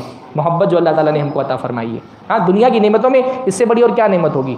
हमने अपने बच्चों को तनहा कर दिया है, उनसे दुनिया भर की मोहब्बत छीन करके उनको तनहा कर दिया है। हमने अपने बच्चों को मोबाइल के कैद खाने में कैद कर दिया है, चाबी लगा दी है। हमारे बच्चे कैदी हैं, कैदी, मोबाइल के कैदी हैं। उनको हमने उस मोहब्बत से महरूम कर दिया है। आप मगरिब में देखेंगे जराइम में जो इजाफा, उसकी वजह यही है कि वहाँ ख़ानदान का तसव्वुर बिखराव हो गया है। वहाँ तो बाप पता ही नहीं, यानी बड़ी तादाद में ऐसे बच्चे जिनको ही नहीं पता उनका बाप कौन है। तो बच्चों को नस्ब सिखाइए अपने, उनको बताइए कि भाई तुम्हारा ये ख़ानदान है, ये हमारे ख़ानदान के लोग हैं। हाँ, पहले ज़माने में बाकायदा ख़ानदानों का शजरा बनता था और वो शजरे बाकायदा विरासत में तकसीम होते थे। हाँ, हमारे बड़े अब्बा जनाब मौलाना अब्दुल अली माहिर साहब, उन्होंने हमारे गांव का पूरा एक शजरा बना के रखा था, दिखाया था कि ख़ानदान में कौन कौन किसका। अभी हमको नहीं समझ में आता। बहुत सारे रिश्तेदार ऐसे जिनके बारे में हमको ये पता है कि इनसे कोई रिश्ता है, पर कौन सा रिश्ता नहीं पता होता है। पुराने लोग रिश्तों को बहुत जोड़ करके रखते हैं। किसी बूढ़े बुजुर्ग आदमी के साथ बैठ जाए ना, वो आपको अपने ही नहीं, गाँव के किसी भी आदमी का रिश्ता पूछेंगे, वो बता देगा कि फला फला ख़ानदान के फला फला रिश्तेदार है। अपने रिश्तेदारों को पहचानेंगे तो रिश्तेदारों के साथ अच्छा सलूक कर सकेंगे। तो पहली चीज़ क्या करना है? रिश्तों को पहचानना है। अल्लाह ने फरमाया ताल्लमू मिन अंसाबिकुम, नसब को सीखो। पुराने ज़माने में बाकायदा नसाब हुआ करते थे। हाँ, जिनको सिर्फ अपना ही नहीं पूरे अरब के लोगों का नसब याद होता था। साहबा में सबसे माहिर अंसाब कौन था? हज़रत अबू बकर रज़ी अल्लाह अन्हु। हज़रत अबू बकर यानी अंसाब के सबसे माहिर हज़रत अबू बकर थे। इसलिए अल्लाह के नबी जब किसी कबीले में दावत के लिए जाते थे ना, हज़रत अबू बकर को साथ लेके जाते थे और पहले हज़रत अबू बकर से पूरी हिस्ट्री निकलवाते थे। पुराने ज़माने में जो हिस्ट्री थी वो नसबी थी, असल में पूरी हिस्ट्री उनसे निकलवाते थे और उनकी हिस्ट्री पढ़ने के बाद अल्लाह के नबी का अप्रोच तैयार करते थे कि इनको दावत देने के लिए ये अप्रोच होना चाहिए, हिस्ट्री देख करके कौम की। हाँ, तो पहली बात, बच्चों को नसब अपने ख़ानदान के लोगों को पहचानिए कि आपके ख़ानदान के लोग कौन कौन है, कहाँ कहाँ आबाद हैं। बाद मतलब ये भी जानना होता है। दूसरी चीज़, रिश्तेदारों के लिए वक्त निकालिए। इस वक्त सबसे कलील जो हमारे पास चीज़ अपने रिश्तेदारों के लिए नहीं है वो क्या है? वक्त। हमारे पास सब कुछ है, पैसा दे देंगे, कहीं खुशी गम में शरीक भी हो जाएंगे, पर रिश्तेदारों को देने के लिए हमारे पास वक्त नहीं बचा है। दूर के रिश्तेदार छोड़िए, करीबी लोगों को देने के लिए वक्त नहीं बचा हमारे पास। हमारे पास अपने बच्चों को देने के लिए वक्त नहीं है। मतलब आप सोचिए ना, 24 घंटे में आप कितना वक्त अपने बेटे को देते हैं, अपनी बेटी को देते हैं। अपनी बीवी को देने के लिए वक्त नहीं हमारे पास, बीवियों के पास शौहर को देने के लिए वक्त नहीं है। सबसे ख़तरनाक चीज़ यही हो गई है कि अपना बाप, अब्बा ज़िंदा है अगर, अम्मी ज़िंदा है अगर, पैसा दे रहे हैं, खाना खिला रहे हैं, इलाज का वक्त हो गया, इलाज भी करा रहे हैं, पर माँ बाप को टाइम नहीं दे रहे। हालांकि बहुत मर्तबा माँ बाप को हमारे पैसों की ज़रूरत उतनी नहीं होती जितना हमारे वक्त की ज़रूरत होती है, पर हम बच्चों वक्त नहीं देते हैं माँ बाप को। हाँ, इसलिए माँ बाप को वक्त दीजिए, बच्चों को वक्त दीजिए। ऑफिस से आते हैं ना, काम से आ रहे हैं, तय कर लीजिए आधा घंटा अम्मी के साथ बैठना है, इनसे बातचीत करनी है। आधा घंटा अब्बा के साथ बैठना है, बातचीत करनी है। ख़ास तौर पे माँ बाप में से कोई अगर अकेला है तो, माँ बाप दोनों जिंदा है तो ये होता है कि भाई माँ बाप आपस में एक दूसरे के साथ अपनी खुशियाँ गम शेयर कर लेते हैं, दिल बहल जाता है। पर दोनों में से कोई अगर तनहा हो गया है, हाँ, तो फिर उनके लिए ज़िंदगी गुजारना मुश्किल हो जाता है। इंसान समाज में रहने वाला है, वो तन्हा नहीं रह सकता। माँ भी अगर एक मर्तबा के लिए बेवा है, बाप का इंतकाल हो गया है, तो माँ तो पोतों में, पोतियों में, बहुओं में घुल मिल करके बहुत कुछ अपना वक्त, अपना गम, अपनी खुशियाँ बांट लेती हैं। बाप अगर बुढ़ापे में तन्हा हो जाए ना, यानी मैं तो ऐसी ज़िंदगी को सोच करके काँप उठता हूँ जहाँ इंसान बूढ़ा हो जाए और उसकी बीवी ना हो। कि बहुत तकलीफ़दा मरहला होता है ना। एक इंसान अपनी बीवी पे कितना डिपेंड होता है, यानी हम अपनी बीवियों पे इतना डिपेंड होते हैं, बीवी 2 दिन के लिए मैके चले जाए, यतीम हो जाते हैं। यतीमों वाली फीलिंग आती कि नहीं आती है? बीवी अगर 2 दिन के लिए मैके चली जाए, घर उजड़ा हुआ सा लगता है। मैं तो जिस ज़माने में मेरी बीवी, अभी तो नहीं जाती हैं, अभी मेरे पास ऑप्शंस भी हैं ज़्यादा जिस ज़माने में अकेला था मैं, उस ज़माने में बीवी अगर घर चली जाए ना, बच्चे तो मैं घर में नहीं जाता, मैं मस्जिद में सो जाता था। उजड़ा हुआ लगता है घर।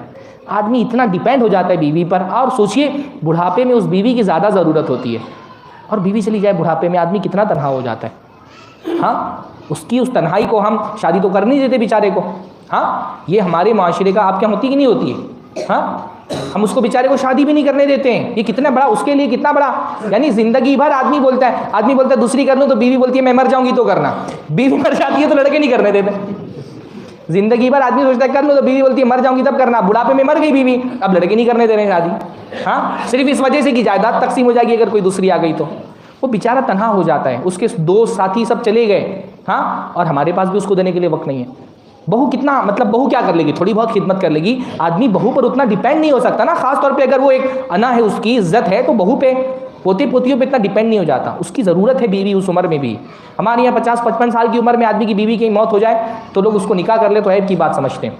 हज़रत अब्दुल्लाह इब्न अब्बास कहा करते थे, अगर मुझे पता हो कि मेरी ज़िंदगी में एक दिन बचा है और आज मेरी निकाह में कोई औरत नहीं है, मैं एक दिन के लिए निकाह कर लूँगा, एक दिन भी बगैर निकाह के नहीं रहूँगा। ऐब समझा जाता था सहाबा के ज़माने में, हमारे दीन में ऐब है किसी आदमी का बुलूगत के बाद बगैर निकाह के रहना, चाहे वो बूढ़ा ही क्यों ना हो गया हो। हाँ, तो उसको बेचारे को शादी भी नहीं करने देते हैं, खुद भी उसको बेचारे को टाइम नहीं दे रहे। वक्त दीजिए अपने, हाँ, अपने बाप को वक्त दीजिए, अपनी माँ को वक्त दीजिए, इज्जत दीजिए उनको। ये भी बाप के साथ एक बहुत बड़ा जुल्म होता है ना, कि बच्चा 4 पैसा कमाने लगता है तो अब वो ये चाहता है ना कि घर का सरबराह मैं बन जाऊँ, कंट्रोल मेरे हाथ में आ जाए और अब्बा मेरी मातहती में आ जाए। ये बहुत बड़ा प्रॉब्लम है। 4 पैसा बंदा कमा रहा है, अब वो अब्बा की बराबरी करने लगता है। उसको लगता है अब कंट्रोल मेरे हाथ में रहना चाहिए, मैं सरबराह बन जाऊं, अब्बा मेरी मातहती में रहें, मैं जो बोलूं अब्बा वो करें। बूढ़ा आदमी बाद मरतबा खुद को अबैंडन्ड फील करने लगता है। उसको लगता है मैं घर में जैसे कबाड़ एक कोने में पड़ा हुआ है, मैं भी एक कबाड़ की तरह कोने में पड़ा हुआ हूँ, बस खाना पीना दे रहे हैं, हो गया। भाई बाप को इज्जत दीजिए। हाँ, वालिद को आपके ज़िंदगी के किसी भी मरहले में ये नहीं महसूस होना चाहिए कि मेरा बेटा पैसा कमाने लगा है तो वो अब प्राइमरी दर्जे पे आ गया, मैं सेकेंडरी दर्जे पे आ गया हूँ। नहीं, हमेशा बाप को घर में बड़ा बना करके रखिए। घर में कोई बड़ा काम कर रहे हैं, बाप से मशवरा लीजिए। हाँ, फैसला आप करते हैं लेकिन वो फैसले के पीछे बाप से मशवरा होना चाहिए। बाप को हमेशा ये एहसास दिलाइए कि आप आज भी घर के बड़े। हाँ, आप पीएम बन जाइए तो बाप को प्रेसिडेंट बना के रखिए। मुल्क में कैसा होता है, प्रेसिडेंट के हाथ में इख्तियारात तो बहुत ज़्यादा नहीं होते हैं, पर इज्जत उसकी सबसे पहला शहरी हमारे मुल्क का कौन होता है, मुल्क का प्रेसिडेंट। मशवरे होते हैं उसकी साइन से कानून पास होते हैं। तो प्रेसिडेंट बना करके रखिए अपने अब्बा को। ठीक है, कंट्रोल आपके हाथ में, फैसले आप ही को लेने हैं, मसाइल सारे आप ही को हल करने, पैसा आप ही को कमा करके लाना है, लेकिन बाप को ये एहसास नहीं होना चाहिए कि अब मैं माँ बाप, अब मेरा बच्चा मुझे कंट्रोल कर रहा है। अल्लाह के नबी ऐसी औलाद से पनाह मांगते थे जो माँ बाप को कंट्रोल करने की कोशिश करें। वमिन वलदिन यकूनु अलैया रब्बा, अल्लाह के नबी की दुआ है, मैं ऐसी औलाद से तेरी पनाह मांगता हूँ जो मेरा रब बन जाए, मेरा मालिक बन जाए, मुझे कंट्रोल करने की कोशिश करे।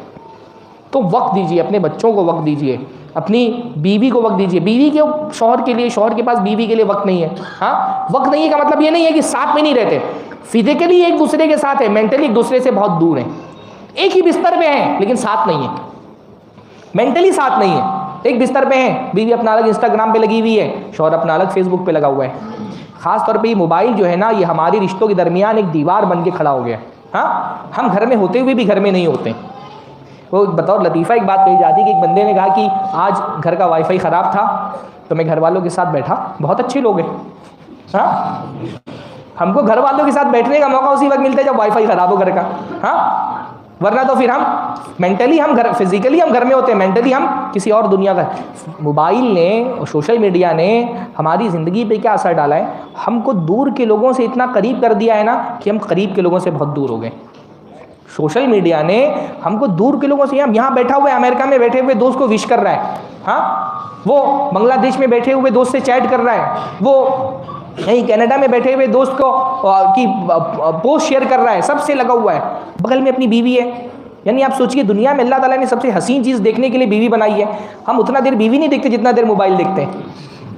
कि गलत बोल रहा हूँ भाई? औरत से ज़्यादा हसीन चीज़ क्या हो सकती है देखने के लिए? हाँ, पर हम जितना देर मोबाइल देख लेते हैं उतना देर बीवी नहीं देखते अपने बच्चों से। हमारे पहले बच्चे माँ बाप पर जाते थे क्योंकि बाप बच्चों को वक्त देता था, अब बच्चे हमारे कार्टून बनते जा रहे हैं क्योंकि बाप ज़्यादा कार्टून वक्त दे रहे हैं। आप बच्चों के, ये सिर्फ मजाक की बात नहीं, आप बच्चों की बिहेवियर पे गौर करें, आपको दिखाई देगा कि कार्टून इतना ज़्यादा हमारे बच्चे दिख रहे हैं ना कि उन कार्टूनों के असरात हमारे बच्चों की बिहेवियर पे, बच्चे एक्ट कर रहे हैं बिल्कुल, उनका मतलब लहजा। बाज़ मरतबा मैं अपने बच्चों को भी देखता हूँ, बाज़ मरतबा बहुत ऐसा लफ्ज़ इस्तेमाल कर लेते हैं ना कि मैं चौंक जाता हूँ, फिर मुझे समझ में आता है कि ये कार्टून का असर है।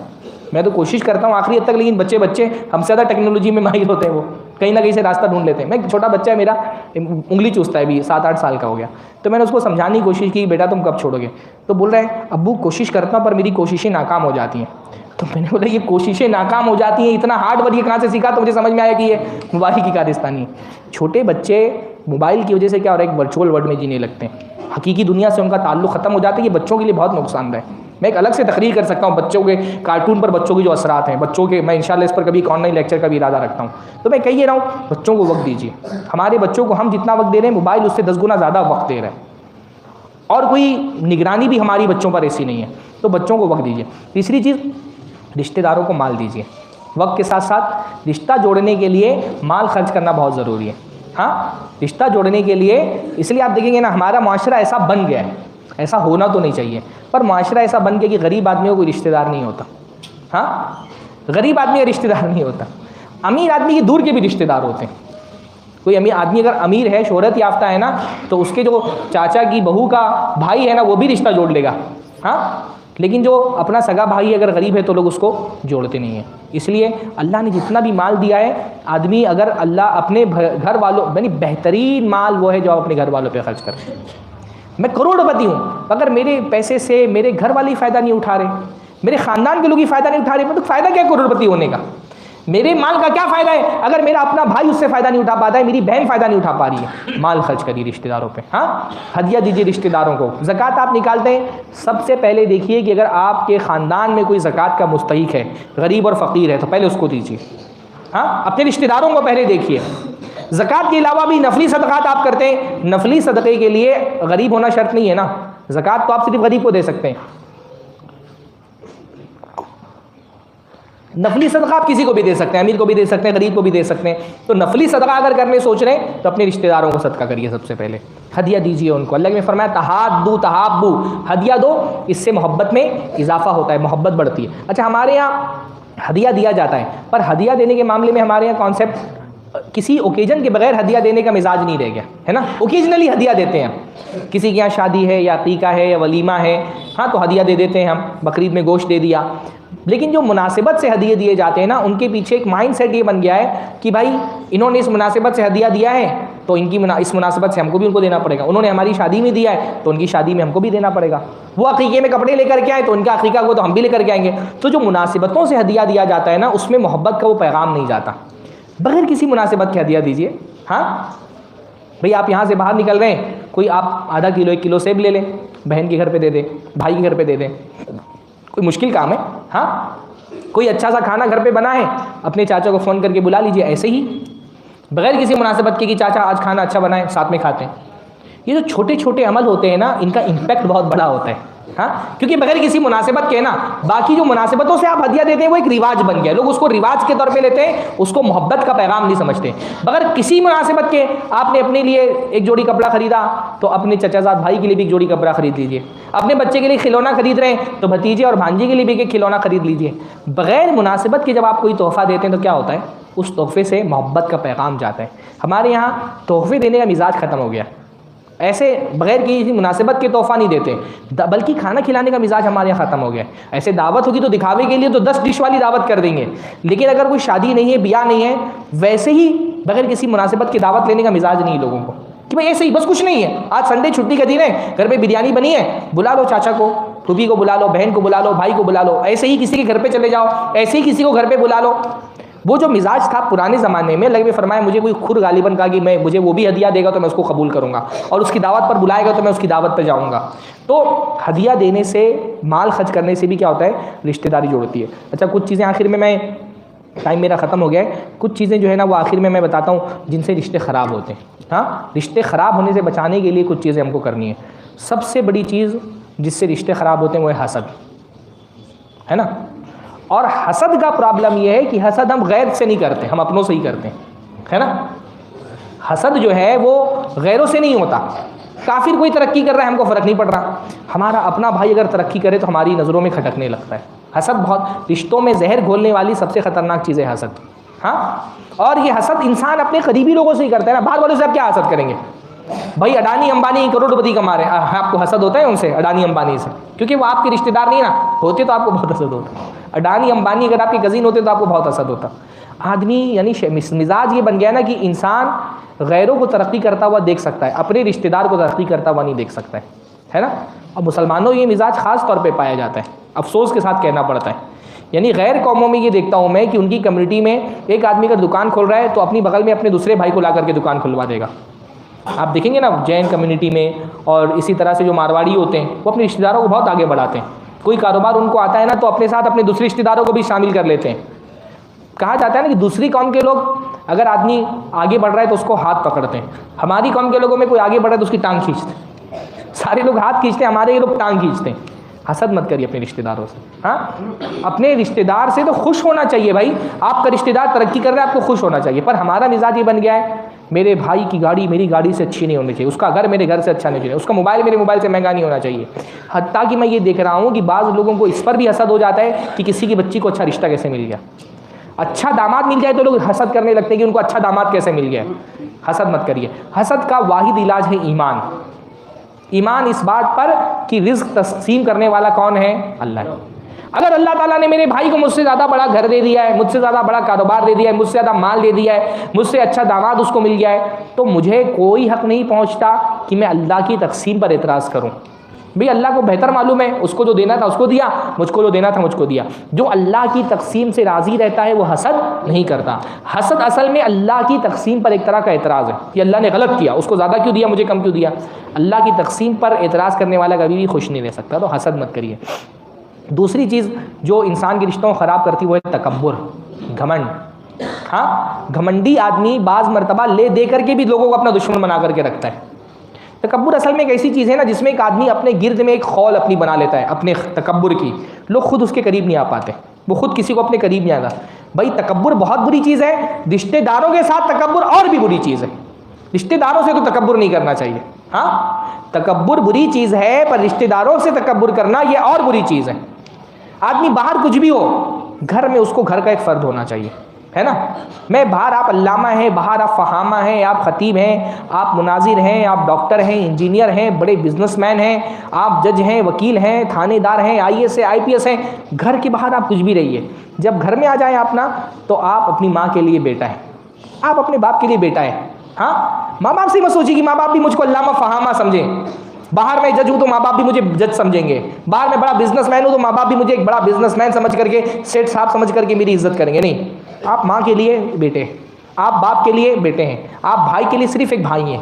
घर से बाहर आपकी क्या हैसियत है, उस हैसियत, घर से बाहर वाली हैसियत का रोब घर वालों पे मत जमाइए।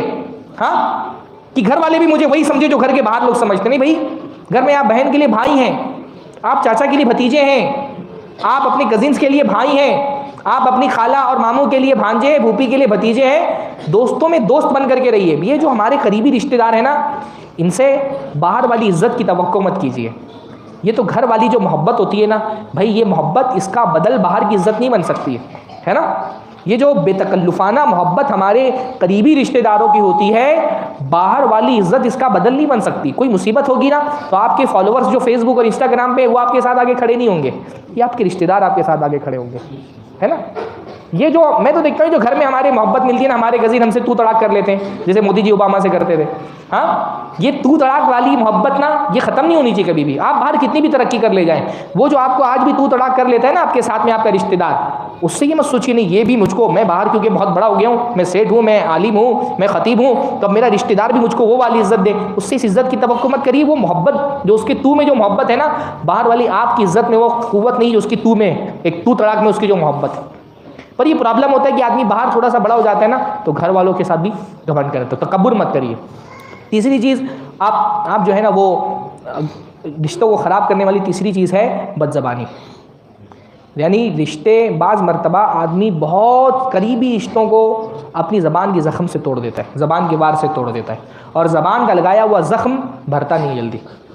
ज़बान एक ऐसी ख़तरनाक चीज़ है ना, एक मरतबा ज़बान से कुछ निकल गया तो निकल गया, जब तक नहीं निकला कोई निकाल नहीं सकता। एक मरतबा ज़बान से कोई जुमला निकल गया, अब अल्लाह ताला ने इस तरह का कोई ऑप्शन नहीं दिया कि आप लोगों के दिमाग में जा कर के आपकी बात डिलीट कर दें। भूलते नहीं लोग, माफ़ करने वाले माफ़ भी कर दें तो भूलते नहीं हैं कि आपने क्या बोला था। वो ज़ख़म वक्त के साथ ताज़ा हो जाता है कभी ना कभी।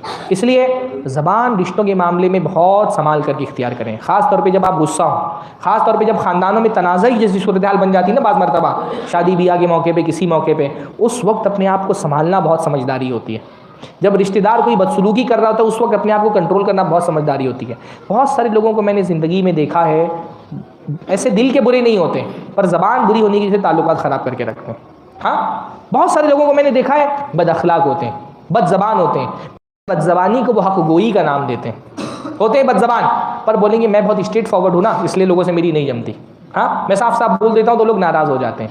वो स्ट्रेट फॉरवर्ड नहीं होते, वो हक़ गो नहीं होते, वो बद ज़बान होते हैं। हाँ, बद ज़बान होते हैं, अपनी बद ज़बानी को हक़ गोई का नाम देते हैं। भाई रिश्तों में आपको क्यों स्ट्रेट फॉरवर्ड होना है? रिश्तों में हक़ गोई बहुत अच्छी चीज़ थोड़ी ना होती है। रिश्तों में तो अगर सच बात बोलनी भी है तो क्या करना चाहिए? संभाल करके बोलना चाहिए। हक बोलने का ये मतलब नहीं कि आप धड़ाक से मुंह खोल करके बोल दें। कोई बात अगर सच भी है, आपको बोलनी भी है, तो उसके बोलने का एक तरीका होता है, सही तरीका, एक होता है गलत तरीका। तो आप सच बात बोलना है, गलत तरीके से मत बोलिए, सही तरीके से बोलिए ना। सही बात बोलने के बहुत सारे अंदाज सही होते हैं, बहुत सारे गलत होते हैं। रिश्ता निभाने के लिए सही बात सही अंदाज में बोलनी पड़ती है ताकि ताल्लुकात ख़राब नहीं हो। मैं एक मिसाल आपको देता हूँ। फ़िरौन के दरबार में जब हज़रत मूसा गए तो फ़िरौन ने सोचा कि मैं ऐसी कोई बात निकलवा लेता हूँ हज़रत मूसा की ज़बान से जिसको बुनियाद बना करके मैं अपने दरबार के लोगों को हज़रत मूसा से बदज़बान कर सकूँ, बदगुमान कर सकूँ, हज़रत मूसा से बदगुमान कर सकूँ। तो फ़िरौन ने पूछा कि हमारे जो बाप दादा मर गए उनका क्या होगा? उसको ये लगा कि हज़रत मूसा कहेंगे सब जहन्नम में गए, तो मैं अपने दरबारी लोगों को बोलूँगा देखो तुम्हारे बाप दादों को जहन्नम ही बोलता है। तो उन्होंने पूछा फमा बालु कुरूनिल ऊला, जो पुराने लोग बाप दादा गुजर चुके उनका क्या हुआ? हज़रत मूसा ने ये नहीं कहा सब जहन्नम में गए, कहा इल्मुहा इंदा रब्बी फ़ी किताब, उनका इल्म मेरे रब के पास किताब में है। ला यज़िल्लु रब्बी वला यंसा, मेरा रब ना भूलता है ना गलती करता है। गलत बात बोली, बात तो हक बोली ना, पर अंदाज कैसा था कि बात भी सच हो जाए और फ़िरौन को मौका भी ना मिले अपनी चाल चलने का। तो समझदार आदमी सिर्फ सही बात नहीं बोलता, सही बात सही अंदाज में बोलता है। ये स्ट्रेट फॉरवर्ड होना बहुत अच्छी चीज़ नहीं है। आखिरी बात मैं बोलता हूँ, रिश्तों को तोड़ने से बचाने के लिए बहुत ज़रूरी है कि माशरे में कुछ लोग होते हैं चुगलखोर, हाँ, इनसे अपने रिश्तों को बचाना बहुत ज़रूरी है। बहुत ख़तरनाक लोग होते हैं। हाँ, जैसे पुराने ज़माने में लोगों को मुर्गियाँ लड़ाने का बहुत शौक़ था, बकरे लड़ाने का शौक़ था ना, ऐसे माशरे में कुछ लोग होते हैं जिनको इंसानों को लड़ाने का बहुत शौक़ होता है। उनका पसंदीदा मशगला क्या होता है? ख़ास तौर पे ख़वातीन। हर मोहल्ले में ना 2-4 ख़वातीन गूगल होती हैं बिल्कुल। हाँ, उनका काम क्या होता है? पूरे मोहल्ले से डाटा कलेक्ट करेंगी। हाँ, पूरे मोहल्ले का, इनके घर में उनके घर में, इनका इनकी सास से नहीं जम रहा, उनका उनकी बहू से नहीं जमता, वो उसका लड़का बिगड़ा हुआ है, उसकी लड़की बिगड़ी हुई है, उसका शौहर ख़राब है, सारे मोहल्ले का डाटा कलेक्ट करके आप बस एक जुमला बोलिए, खट से पूरा डाटा आपके सामने गूगल की तरह। और ये सही मालूमात फराहम भी नहीं करते। इनका काम क्या है? इनकी वहाँ जाओ, वहाँ से इनकी लाओ और दोनों को आपस में लड़ा दो। अल्लाह ने फरमाया बदतरीन किस्म के लोग वो हैं इन्ना शर्रन्नास जुल वजहैन, जिनका 2 चेहरा होता है। अल्लज़ी याती हाउलाई भी वजही व याती हाउलाई भी वजही, एक चेहरा लेके इनके पास आते हैं, एक चेहरा लेके उनके पास जाते हैं, दोनों को आपस में लड़ा देते हैं। ऐसे लोगों से होशियार रहना बहुत ज़रूरी है।